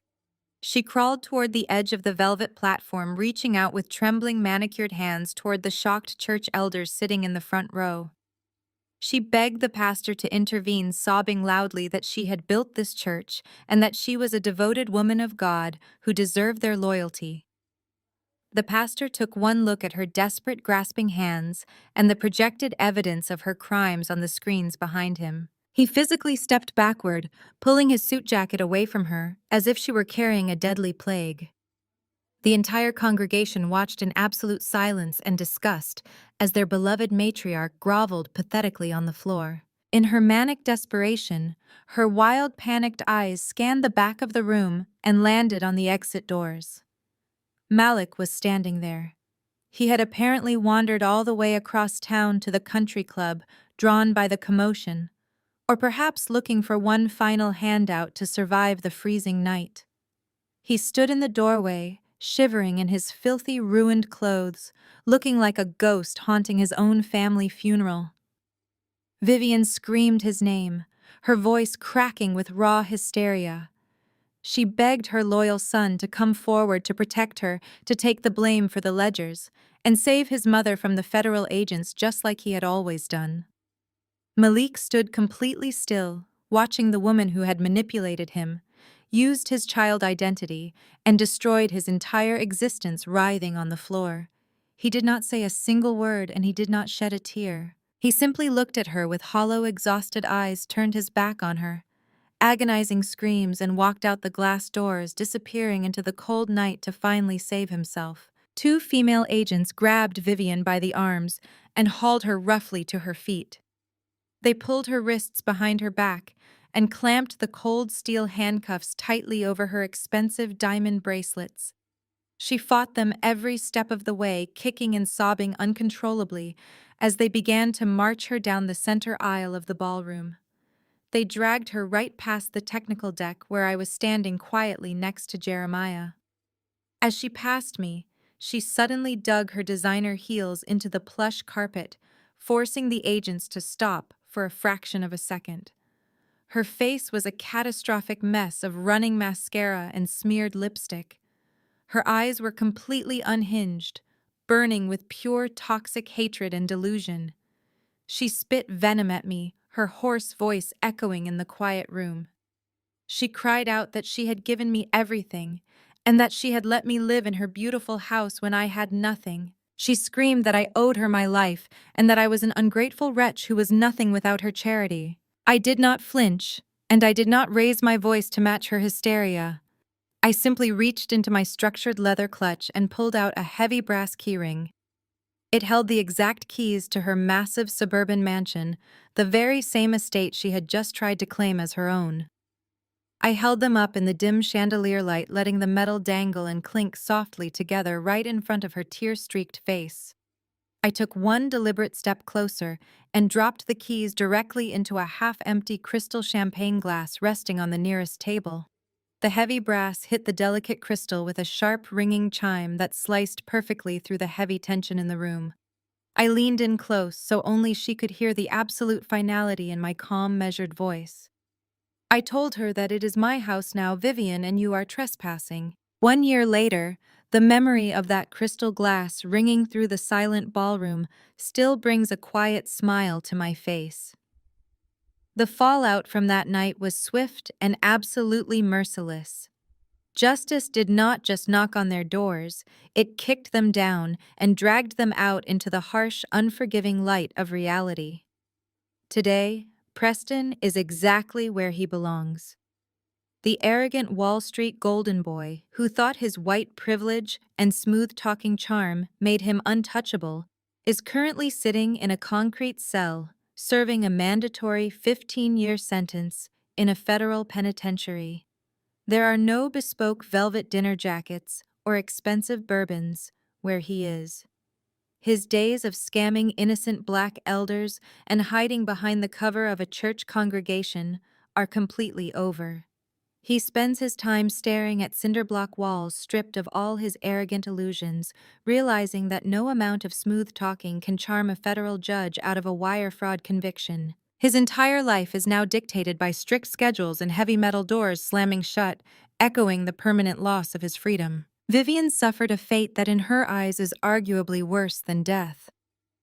The mighty charity chairwoman. The woman who defined her entire existence by the designer labels she wore and the wealthy socialites she ordered around is currently serving her sentence in a minimum security federal facility. Her days of dripping in stolen diamonds and judging people for wearing cheap clothes have been replaced by the dull, repetitive rhythm of the prison laundry room.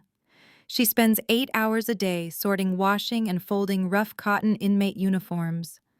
Her perfectly manicured hands are now cracked and blistered from the harsh industrial detergent. She is surrounded by women who do not care about her country club memberships or her fabricated high society status.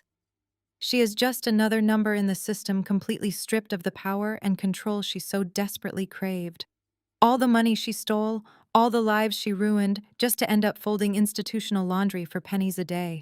It is the ultimate absolute humiliation for a woman whose only currency was her toxic pride. And then there is Malik, my former husband, the man who mortgaged his own infant son future to appease his manipulative mother. He managed to avoid federal prison by turning state evidence against Preston and Vivian, completely throwing them to the wolves the second the feds offered him a plea deal. But avoiding a prison cell did not save him from his own personal hell. The court stripped him of every single stolen asset he possessed and hit him with crushing mandatory child support orders to repay the financial damage he caused Trey. The arrogant tech bro who used to laugh at my hard work is now working the afternoon shift at a local fast food drive-thru. He wears a cheap polyester uniform that constantly smells of old grease and burnt fries.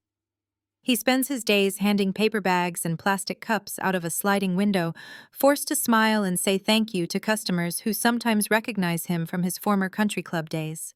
Half of his minimum wage paycheck is automatically garnished and deposited directly into a secure trust fund for Trey. He lives in a cramped, run-down studio apartment, scraping by on the very margins of the society he once thought he ruled. He traded his loyal family for fake generational wealth and ended up with absolutely nothing. The contrast to my own life could not be more staggering. The morning sun was bright and warm as I drove downtown in my brand new luxury SUV. It was fully paid off in cash, a testament to the hard work and legitimate success I had built over the last 12 months. The leather steering wheel felt smooth under my hands, and the quiet hum of the engine was the only sound disrupting my peaceful solitude. I turned the corner onto one of the most prestigious streets in the financial district and pulled up to a sleek, towering glass front building. It stood as a monument to truth and accountability, catching the morning light in brilliant flashes. I handed my keys to the valet and walked through the sliding glass doors into the pristine marble lobby. The security guards and receptionists smiled and greeted me with genuine respect. I stepped into the private elevator and rode it up to the top floor, stepping out into a beautiful modern reception area. Mounted on the wall in sleek silver lettering was the name of our new firm, Jeremiah and Sasha Associates Forensic Accounting. My grandfather and I had officially partnered up, combining his decades of sharp financial wisdom with my relentless investigative skills. We built a sanctuary for people who had been wronged by predators, just like Vivian and Preston. I walked down the quiet hallway and pushed open the heavy glass door to my massive corner office. The floor-to-ceiling windows offered a breathtaking panoramic view of the entire city skyline. But the most beautiful sight in the room was not the view outside. Sitting on the plush leather sofa in the corner of my office was Grandpa Jeremiah, holding my now 2-year-old son, Trey. Trey was giggling wildly as Jeremiah bounced a small wooden block on his knee, teaching him how to count. The room was filled with the pure, innocent sound of my son's laughter, a sound that had once been threatened by the very people who were supposed to protect him. I stood in the doorway and let the profound reality of this moment wash over me. I looked at Trey's bright, happy face and knew with absolute certainty that his future was permanently secured. His social security number was locked down tight, his credit score was pristine, and his legacy was safe. He would never have to experience the toxic, manipulative abuse that had poisoned this family for generations. The cycle was broken, entirely shattered by the simple refusal to stay silent. I walked over and kissed the top of Trey's head, then kissed my grandfather on the cheek, thanking him for everything he had done. I moved behind my large oak desk, sat down in my high-backed leather chair, and opened my laptop. The screen glowed brightly, illuminating my determined face. I pulled up a fresh batch of financial records from a new client who suspected their business partner of embezzlement. I smiled a calm, dangerous smile, ready to hunt down the next fraudster. The war was over, but my work had just begun.